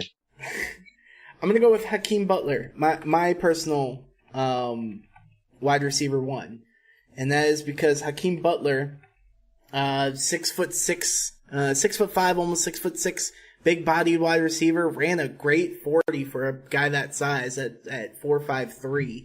I know it's not DK Metcalf, but that's otherworldly. But for a guy for Hakeem Butler to run that's great. And also, he's a great route runner. Like, he is sneaky. He looked amazing when I was watching him play last year. He looked amazing out there. Yeah, so I think, if they're not going to move this pick to get OBJ, then you get Hakeem Butler, and there you go. There's your offense set. You have so many weapons at the disposal for Baker Mayfield.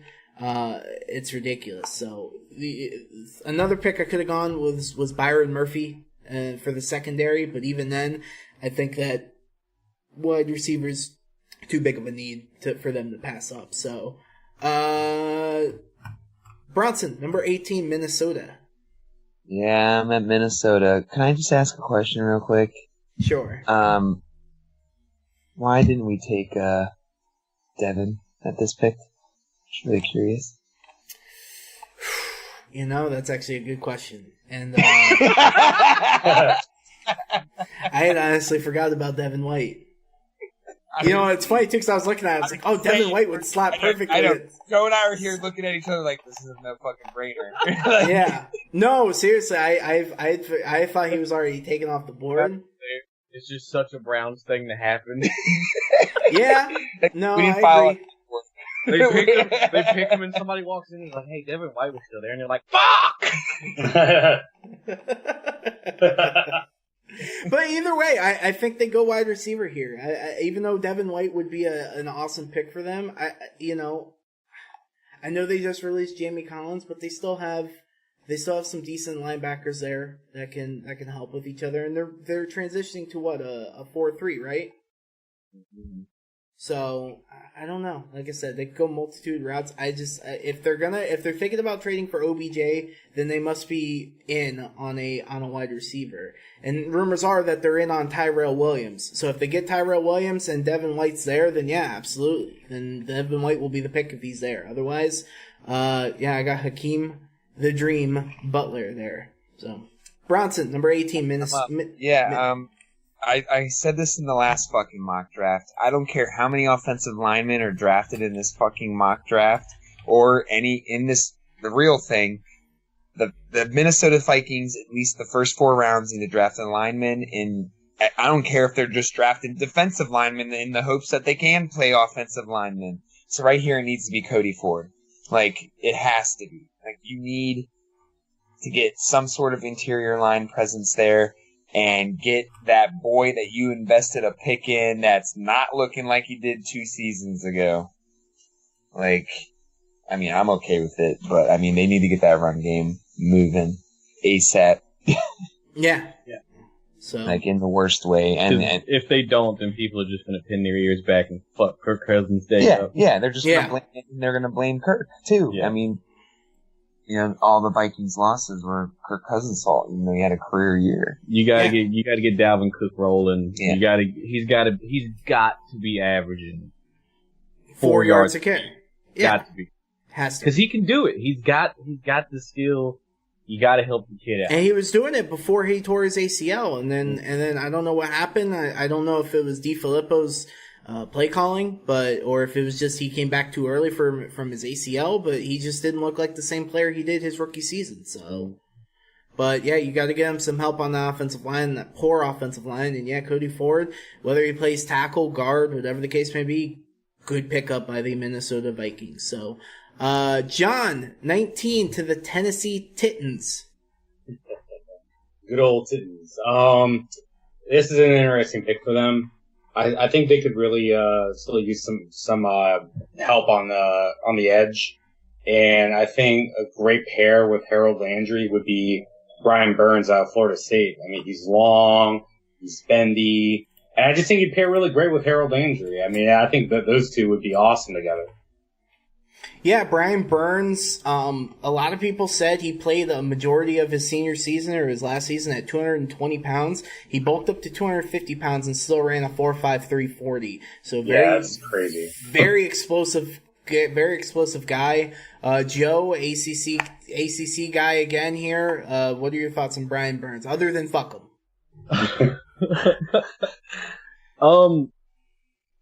The few games I watched of Burns, if he can get around the edge, then he's got it. But if he has to go against any type of physical tackle in the league, I don't think he's going to be able to do it. People compare him to Vic for that same reason. Yeah. Not just the physicality, but in, his last year at Clemson, Vic was small. He bulked up for the combine, ran stupid numbers, tested well. First year in the league, very, very disappointing. Was hurt a lot. Second year in the league, we went to the Super Bowl, led the league in sacks. And since then, he just can't, I don't know what it is. He can't get outside. He can't rush the passer. And I'm so worried for that to happen to Burns. I'm so worried that if he gets against, the physicality of an NFL offensive lineman, he's not going to be able to get to the edge. Yeah, absolutely. But if he can, if he can get even bigger, gain more weight, get stronger, and be able to fight with the hands, awesome. That'd be perfect for Tennessee. But if not, it just worries me so much. Yeah, let's see now. When he ran, when he was there at the combine, he did not do the bench press, which actually is a little concerning because you wouldn't want to see with him bulking up that much how much he can put up. But even still, like I said, the guy put on 25 pounds and still ran a 4.53. So I think he's physically gifted. Yeah, I want to see the technique there, but yeah, I like the pick as well. So, Joe, we'll stick with you. You've got the Pittsburgh Steelers here at 20. How the hell he fell this far will be beyond me. But if he is here and the Steelers do not pick Devin White, I don't know what the hell they're doing as an organization. And you get to also fuck over the Ravens after letting C.J. Mosley leave. Exactly. 2 picks later, the Ravens pick. They need a middle linebacker, but the Steelers get Devin White. The defense is young on the back end in the secondary. Terrell Edmonds, another former Virginia Tech player, love the kid. Gotta be better against the pass. But I think Devin White helps bolster that defense. Hate to say replace Ryan Shazier, but he kind of will. And I think that it just fits too well for them to not take him. And they need besides linebacker, which they've drafted linebacker multiple multiple years in a row. Besides that, they need a leader on that defense again. They need leadership. And Devin White, I don't know what they put in the water down in LSU, but they fucking breed leaders on that defense. Mm-hmm. Like I don't know what it is. It's just, but anybody that plays defense at LSU, they are destined to be a leader on that defense. Big ass L, man, on their fucking name. So, yeah, Devin White, I love the pick. I love the kid. Yeah, I don't think he will drop to 20, but if he drops down to 20, that'd be ridiculous. I wouldn't be surprised, dude. The inside linebacker position is it's tricky. I know. It's very tricky. I think when the Ravens got CJ. Yeah. And he was that late. I know. I feel you. But I only say I would be surprised if he drops that far if not another team jumps up to draft him. Like I said, Baltimore could do it. You could see Oakland do it. How funny would it be if the Steelers drafted Devin White and signed C.J. Mosley first off? That would be God. Hilarious. I would smash my face through a wall. They need 2 middle linebackers anyway. You want to talk about... You want to talk about dicking, like dicking your opponent down? Like, that's the definition of dicking your... You want to talk about the definition of a dick slap? In a dicking down mood, though, with the AB shit. Like, God. You want to talk about, like, a dick slap to the face? You draft Devin White and you sign C.J. Mosley. They'll do that if the Ravens pick Blood Bell. For sure. Yeah. Oh, yeah. There'll be some blood. Like, oh, yeah? Well, how about this? Yeah, exactly. For the rivalry. Oh, yeah. So, 21, I'm up with Seattle. This is a team that a lot of people expected to falter last year, and they shocked a lot of people. Not us really, but they shocked a lot of people by making the playoffs. Everybody expect them to regress, but underrated quarterback Russell Wilson's there. He's still going to be plugging in. Hopefully they get Doug Baldwin back healthy and everything like that, but they're going to need some safety help. They lost Cam Chancellor with a neck injury. Earl Thomas is gone. So they're going to need some safety help. And what better safety than to look into their own state? And that's right. I'm going to pick Taylor Rapp, the safety out of Washington, State. Taylor Rapp is very good. I mean, ridiculously good. For him to drop 21 in a normal draft class, if there weren't so many, pass rushers, interior linemen, stuff like that, he'd be a top 10 pick. But because of all the rush on pass rushers and quarterbacks that are up ahead, he drops all the way down. And I think Seattle jumps at the chance at Taylor Rapp. Guy's fast, physical. You can place him anywhere on that secondary, that safety secondary there, and he'll plug and go. So, Taylor Rapp, number 21 to the Seattle Seahawks. Bronson. The kid is Harrison Smith 2.0. He played way out in Washington State, so he didn't get that much TV time. But if you put on the tape, that kid's a baller, man. I mean, he plays the run, he plays the pass, he does it all, and I think that's a great pick. Yeah, absolutely. I love Taylor Rapp. You watch some of his highlights, the man's an animal. So, 22, Bronson, the Baltimore Ravens, and no, you cannot pick a quarterback. Why not? Come on. Fuck Lamar Jackson. I'm going to go through. Yeah, fuck Lamar Jackson. There's fucking Harbaugh smoke screen bullshit. I don't hate Lamar Jackson. I hate what they're doing to Lamar Jackson. All right? I can respect that. Ergo, God damn it, I get my headbutt out. Your headbutt, not your earbud, but your headbutt. But no, I hate that they haven't fired John, and I feel like it's only hurting him, and ergo, I now have to root for his unsuccess. You hear that, John?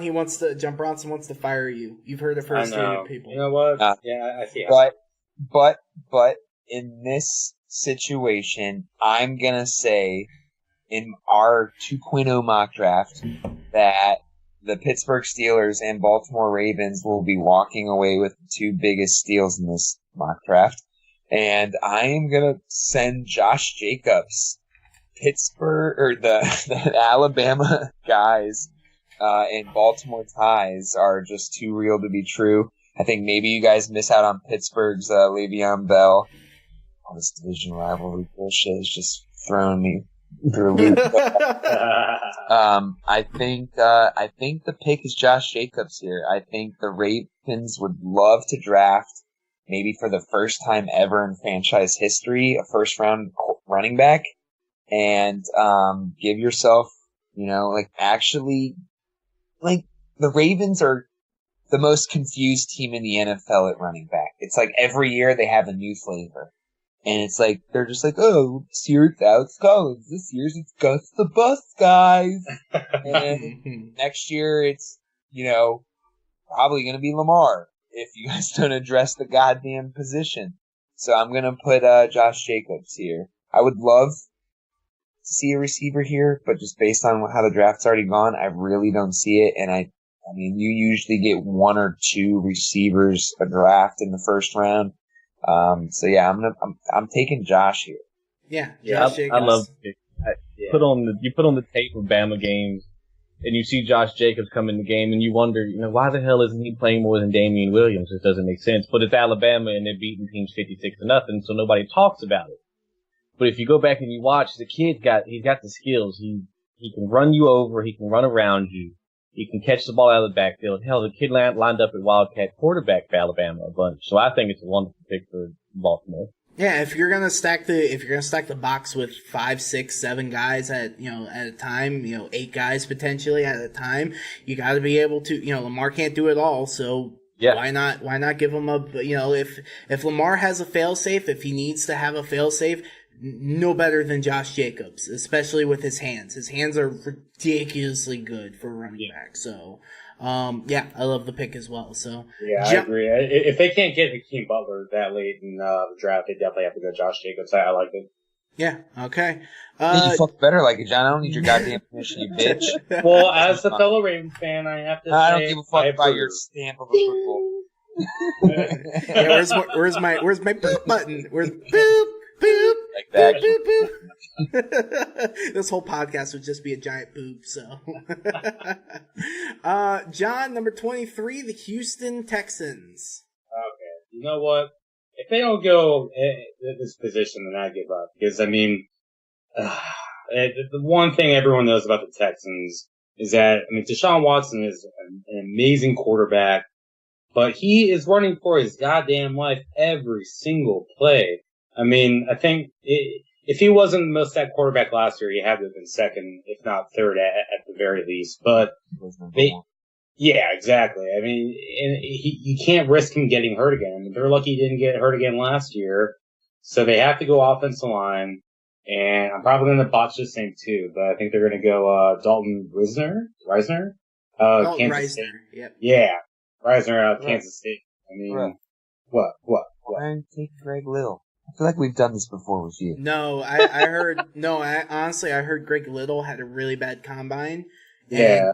like he had not only did he have a bad combine in terms he did, of, didn't he? yeah, he not only like physically, but interviews he bombed. He bombed in interviews. Yeah, I think he really fell down the book after that. Yeah, he ran a Oh, dude. He ran a 5.3340. block guy. Okay, you know that's what I do.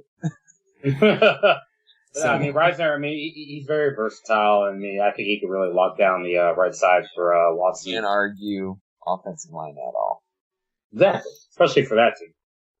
Yeah. Right? Yeah, absolutely. So Dalton Reisner, I mean, he didn't run a faster 40, 5.3, but I heard nothing but wonderful things about him throughout the whole process. So he'll be a fast riser, absolutely. He'll be a fast Reisner in the draft. So dun dun, dad jokes. Pun. All right, Joe, number 24, the Oakland Raiders, where this was going to be the picks that the Chicago Bears had. Instead, it is the Oakland Raiders who traded, obviously. You know what's crazy is like I'm like looking at our little mock draft here, and I'm like looking at the players that are available, and I'm like, fuck. Yeah, dude, that's what's so ridiculous about this draft class is that there are going to be so many guys that, are second round picks that are first round talents. Yeah. It's ridiculous. So, Well, what's really crazy is I'm telling you guys right now, like watch the Bears trade into the second round and get like a running back. Like if Josh Jacobs falls into the second for some reason. yeah, I could see it.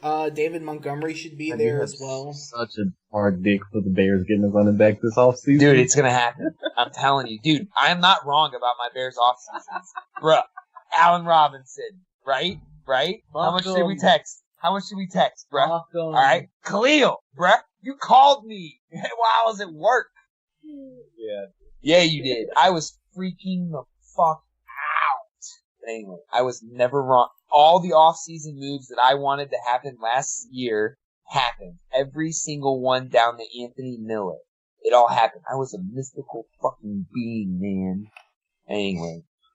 Make your goddamn Back to the pick. Yeah, back to the pick. Jesus. You look at Oakland,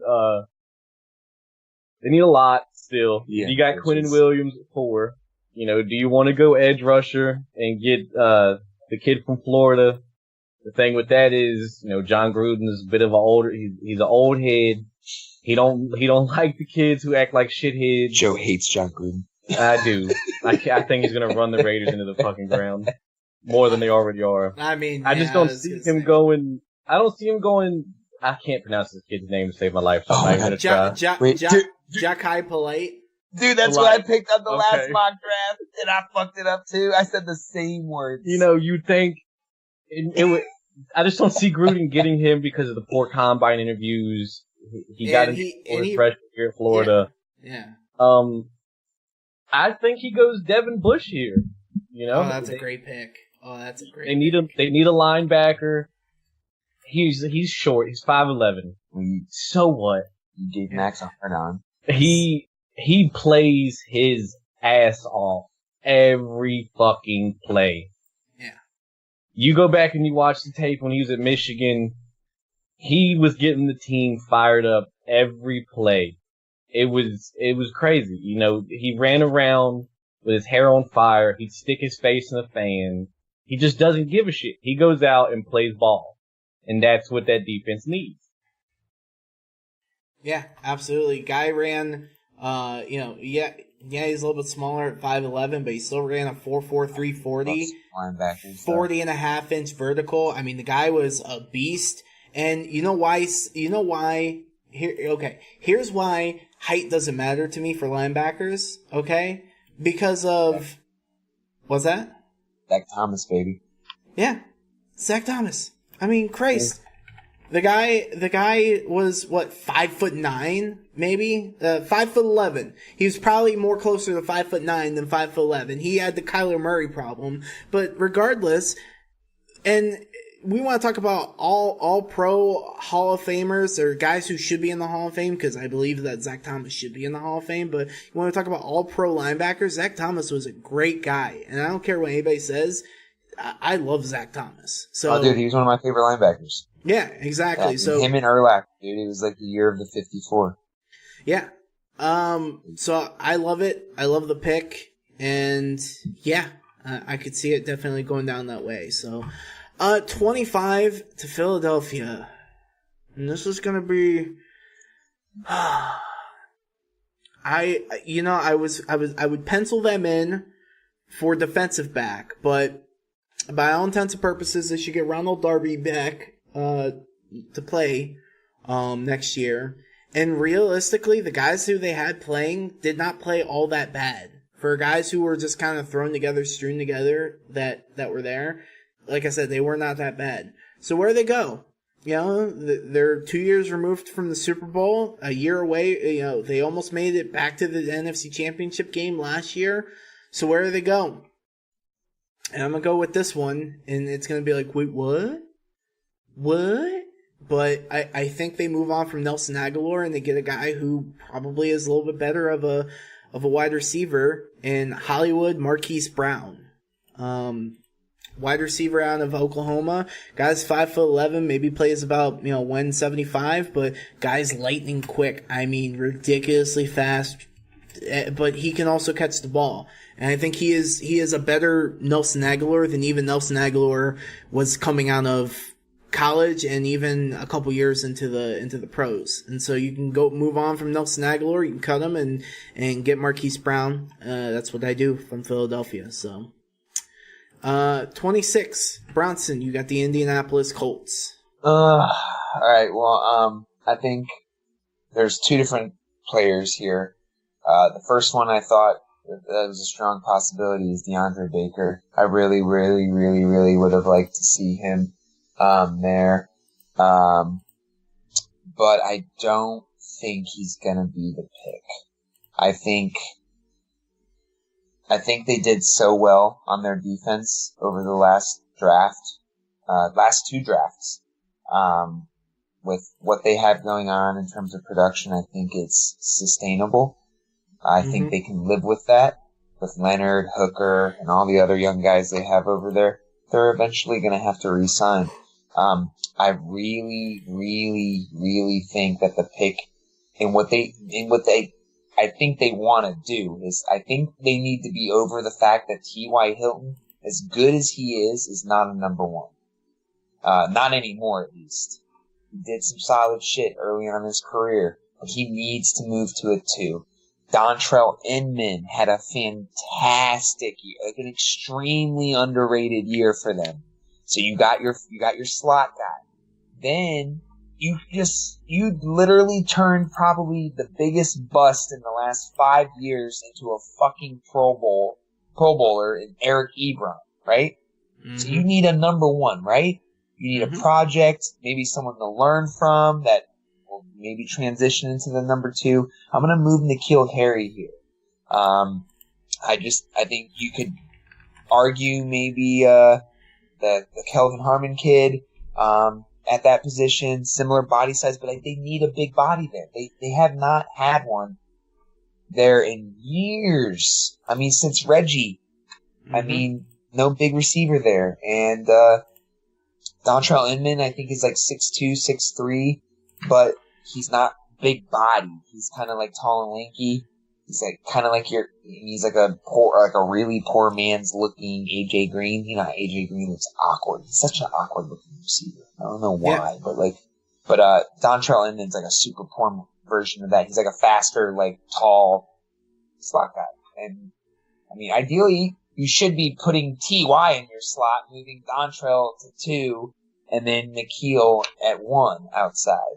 I mean, God, just imagine if T.Y. only had to line up in the slot. I mean, that's where most teams are doing the most damage now in the NFL these days. So, I mean, to make T.Y. not this single focus would be phenomenal with him. You got the 2 young running backs there. Seems like a no fucking brainer. Yeah, 6'2", 228. I mean, again, respectable 40-yard dash at 4.53, but also 27 best reps. You know, we talked about DK Metcalf. You're not jamming this guy at the line. You just aren't. He will fucking push him in the chest, he will push you down to the ground. So yeah, and there's not terrible defenses in that division either. No. I mean, so they're all solid across the board. Right. So, John, you have number 27. You've got the last of the Oakland first round picks. They may not even be picking here. This might be going to the Pittsburgh Steelers, but as of right now, it is for Oakland. Who do you have? Yeah, if they end up not using this pick to send to Pittsburgh for Antonio Brown, I think this is where they get a guy at that position that is really not a guarantee, but really great chain mover, deep threat, and also really solid in the red zone for Derek Carr. So, and he's also really good rebound in this class too. It wasn't even in our mock draft the first go around, I believe. And I'm probably gonna botch this name too. But I'm going with JJ Arcega-Whiteside out of Stanford. Wow. I really haven't heard too much about him. I don't know anything about him. This is where I'd love to be like, yeah, this kid is great. You fucked up, Aaron. Yeah, I don't. But yeah, no, that's the you pronounced his name right. Joe, help me out.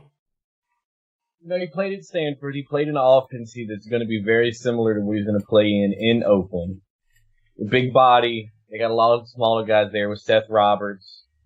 They don't really have a tight end to throw the ball to. I mean, they got Jared. Is Jared Cook still there? Yeah, they got Jared Cook. Yeah. But I mean, what is Jared Cook? You know, I think it's a solid pick. You know, like I said, he played in a very, very, very similar offense in Stanford. Put up the numbers. He's a big body. He can stretch the field. Also, he can catch the ball over the middle for you. He can go get it in the end zone on the fade routes because he's got the jumps. He's got the size. I like it. All right. Like I said, I don't know too much about him. I'll have to watch some of his tape, but yeah, I like the pick as well. If it all works out for them, so. Now here's the bigger question, guys. If you're the Oakland Raiders, are you happy with? You could have had Amari and Khalil Mack on your team. Instead, you end up with Quinnen Williams, Devin Bush, and JJ Arcega-Whiteside. Are you happy with what you have for what you got, or are you like fuck? You gotta put that smile on. I'll say this: you're gonna have to pay someone eventually. So sack the fuck up. I think the only reason why they're doing the things that they're currently doing is because they don't believe Derek Carr is actually the answer, and I don't think Derek ends up with that contract that we think right now that he's going to get. I think he's gone. I think he's gone after next year. I think he's got one more year. Yeah. And I think that the Raiders maybe pick top 10 again next year, and maybe they try and get a Herbert from Oregon, you know? Yeah, or fucking Tua. Yeah, or Tua. Yeah. And, or even Jake Fromm. Like, one of those three are going to be top guys. So. Yeah. They're drafting the guys they want to draft, and they're going to give their money to the guys that they brought in. You know, I think John Gruden's that type of guy, you know? So and there's been too much talk around the whole Derek Carr bullshit anyway, so you know there's like uncertainty there. So yeah, I think this is like another year rental, and then whoever really needs a quarterback next year is going to trade for him. I mean, they can save a lot of money. And it's going to be the Redskins. Sorry. No, it won't be the Redskins. Oh no, you guys have like a thing going. A trade for the AFC West quarterbacks. So what you're saying is that in 2021 we can finally have Pat Mahomes? No, you'll wait like 10 years before you trade for him. Oh, okay. Thank you.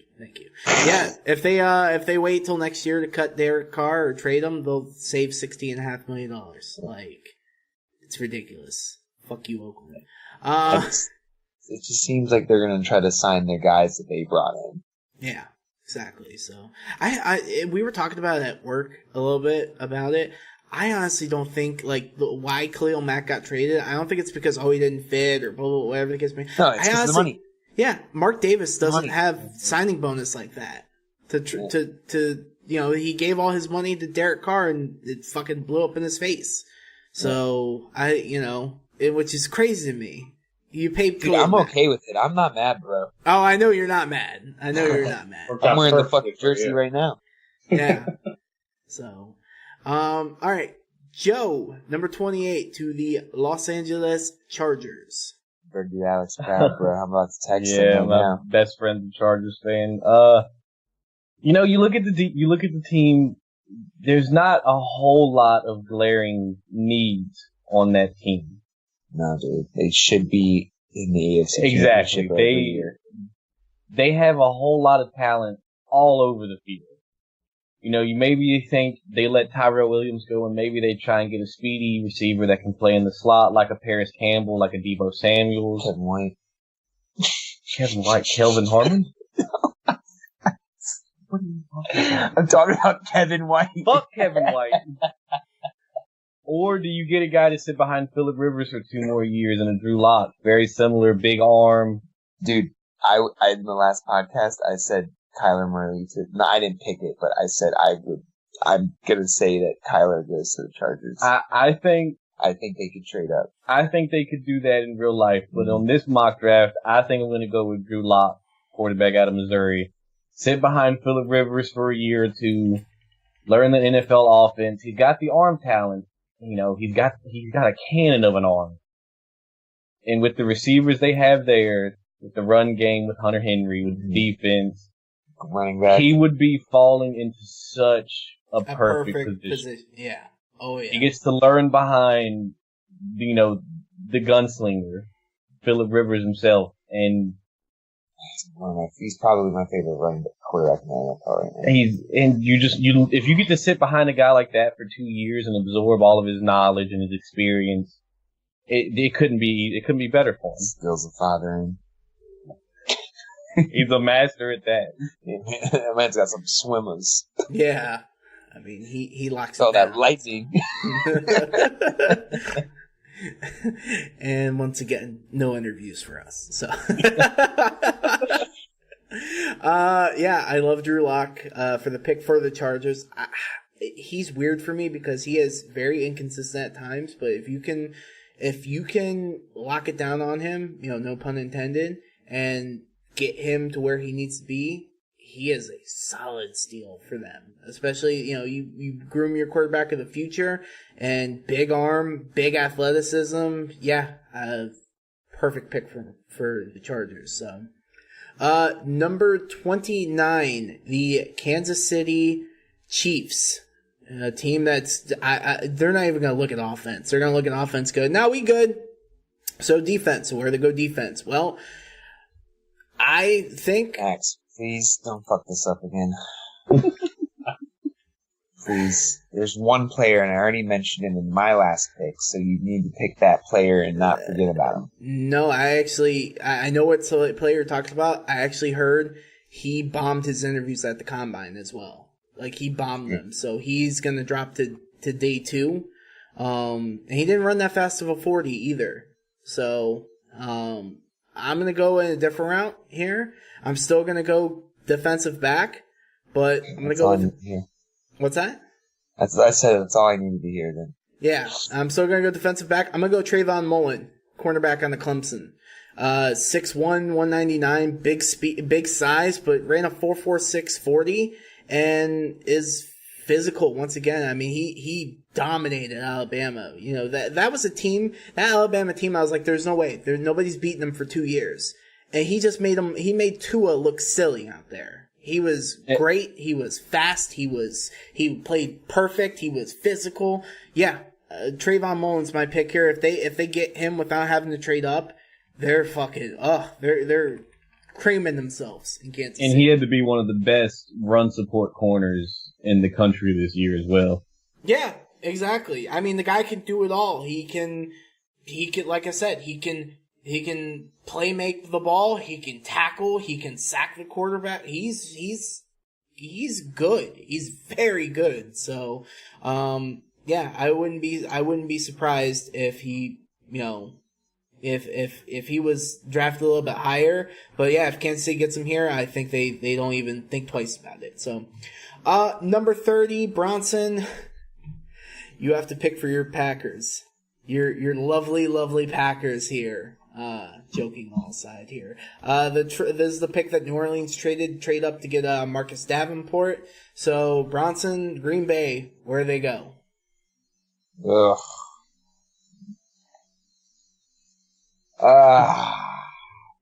They need a safety in the worst way. They are definitely going to take Deontay here. They lost Ha. I mean, they fucking traded him.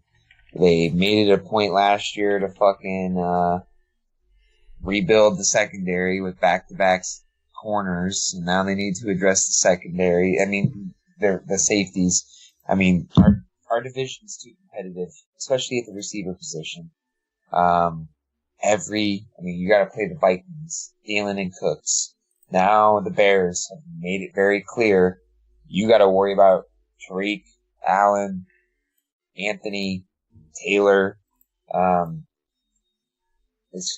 then the Lions, Marvin Jones. Kenny Galladay. Yeah, Kenny Galladay came on towards the end of the year. And it's a solid division, and I think they suck. So they don't really know how to build a front seven. But what do I know? Yeah, I think they take Deontay Thompson here. All right. I think it's just. I mean, this is that typical safety range right now. I mean, it's late 20s. Fucking 30s. So yeah. All right, and they replace Alabama safety with another Alabama safety. So, yeah. John, 31. You got the runners up in the Super Bowl. You have the Los Angeles Rams.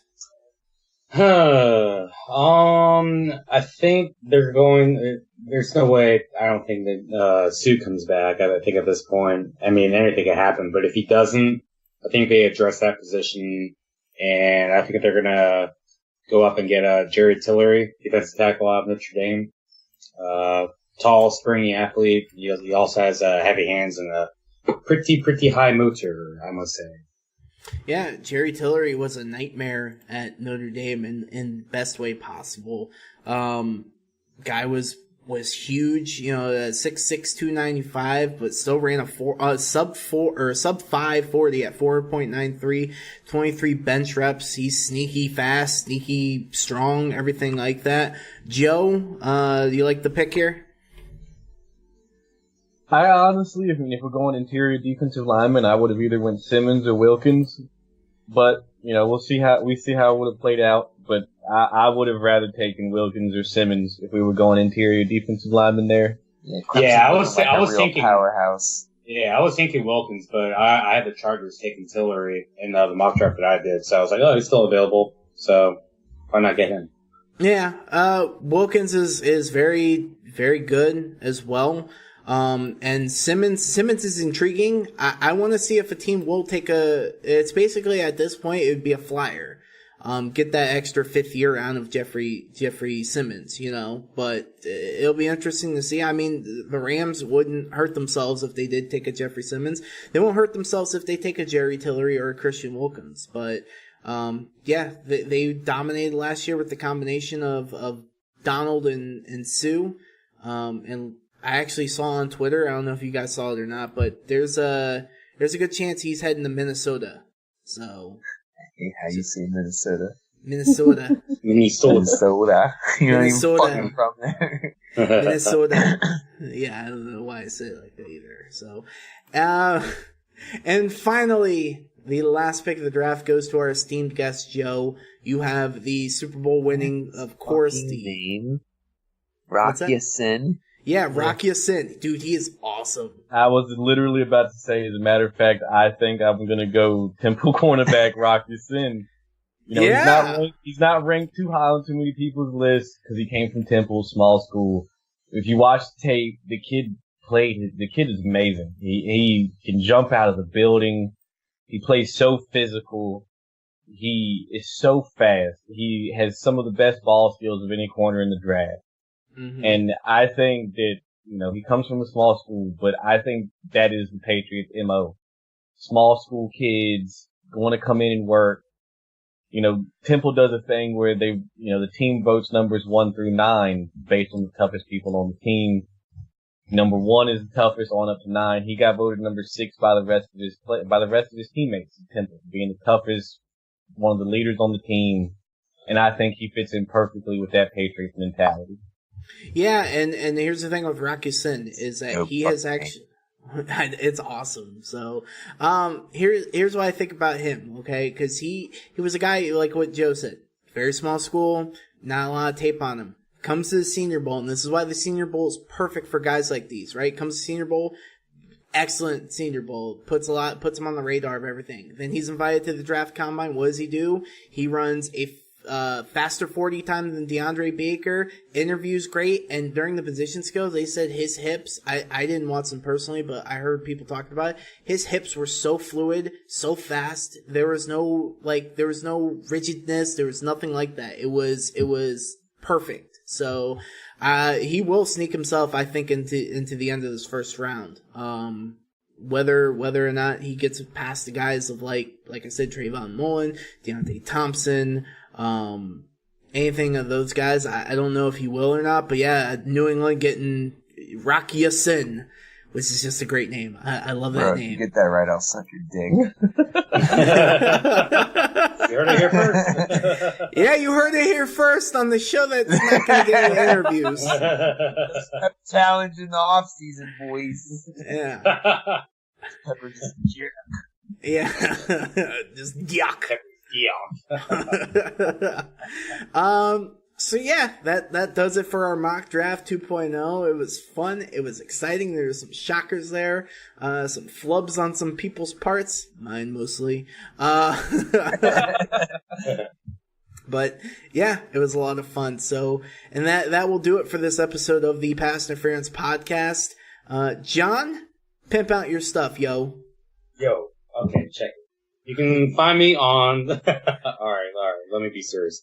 Twitter and Instagram and Mixer at Necromancer. It's N3 KROMANCER. All right. Bronson, you know what to do. Yeah, you can find me fucking working, or at Chef Man Bronson on the Instas, Bronson IOUS on the Twitters. Yeah, I like to talk about sports, anime, and video games. Yeah, it's kind of like my Triforce, you know. I'm cool. Yeah, no. No, seriously. Yeah, Bronson posts some fun stuff on his Instagram, and he posts some fun stuff on the podcast Instagram as well. Joe, go ahead. It is up for you. It is up to you. Go ahead, pimp yourself out. You know, if you got any questions, if you want to comment on anything, you can hit me up on Twitter, Papa_Adams, POPPA_Adams. We'll talk football, we'll talk any kind of sport, talk anime. You know, if you want to yell at me about a pick, go ahead. That's fine. And me and Joe are big My Hero and DPZ guys. So next. I know. I'll have to. You guys are going to meet at the bachelor party. It's going to be lit. I know. So are we gonna just have on the like a television? Like, are we just gonna have My Hero and like Garrett and I are talking about Garrett already bought the DVD version of the Dragon Ball Super movie. We do plan on playing it. Oh, yes. I'll be kicking out. I'll be wasted to be kicking out. I'm all about it. Dude, here's a drinking game. Every time they scream, we have to take a Oh, shot. I know. I thought about We're it. gonna die. But we're not gonna get to like after the Vegeta fight. Yeah. Oh my god, dude. We're gonna be fucking wasted as shit, so. You can find me, of course. John, go ahead. No. Finish your stuff. Oh, see, I'm talking about medicinal stuff. Oh, well, yeah. Then we'll talk about that later. So, you can find me on the Twitter and on the Instagram at OGLiquidJesus. You can also find this podcast on Facebook, Pass Interference Podcast. You can find it on Twitter at P_I_podcast, and of course Instagram as Pass Interference Podcast. With that, that's about it.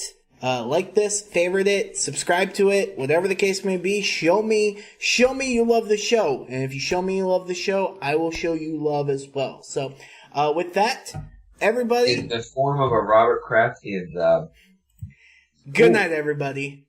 Happy endings to all.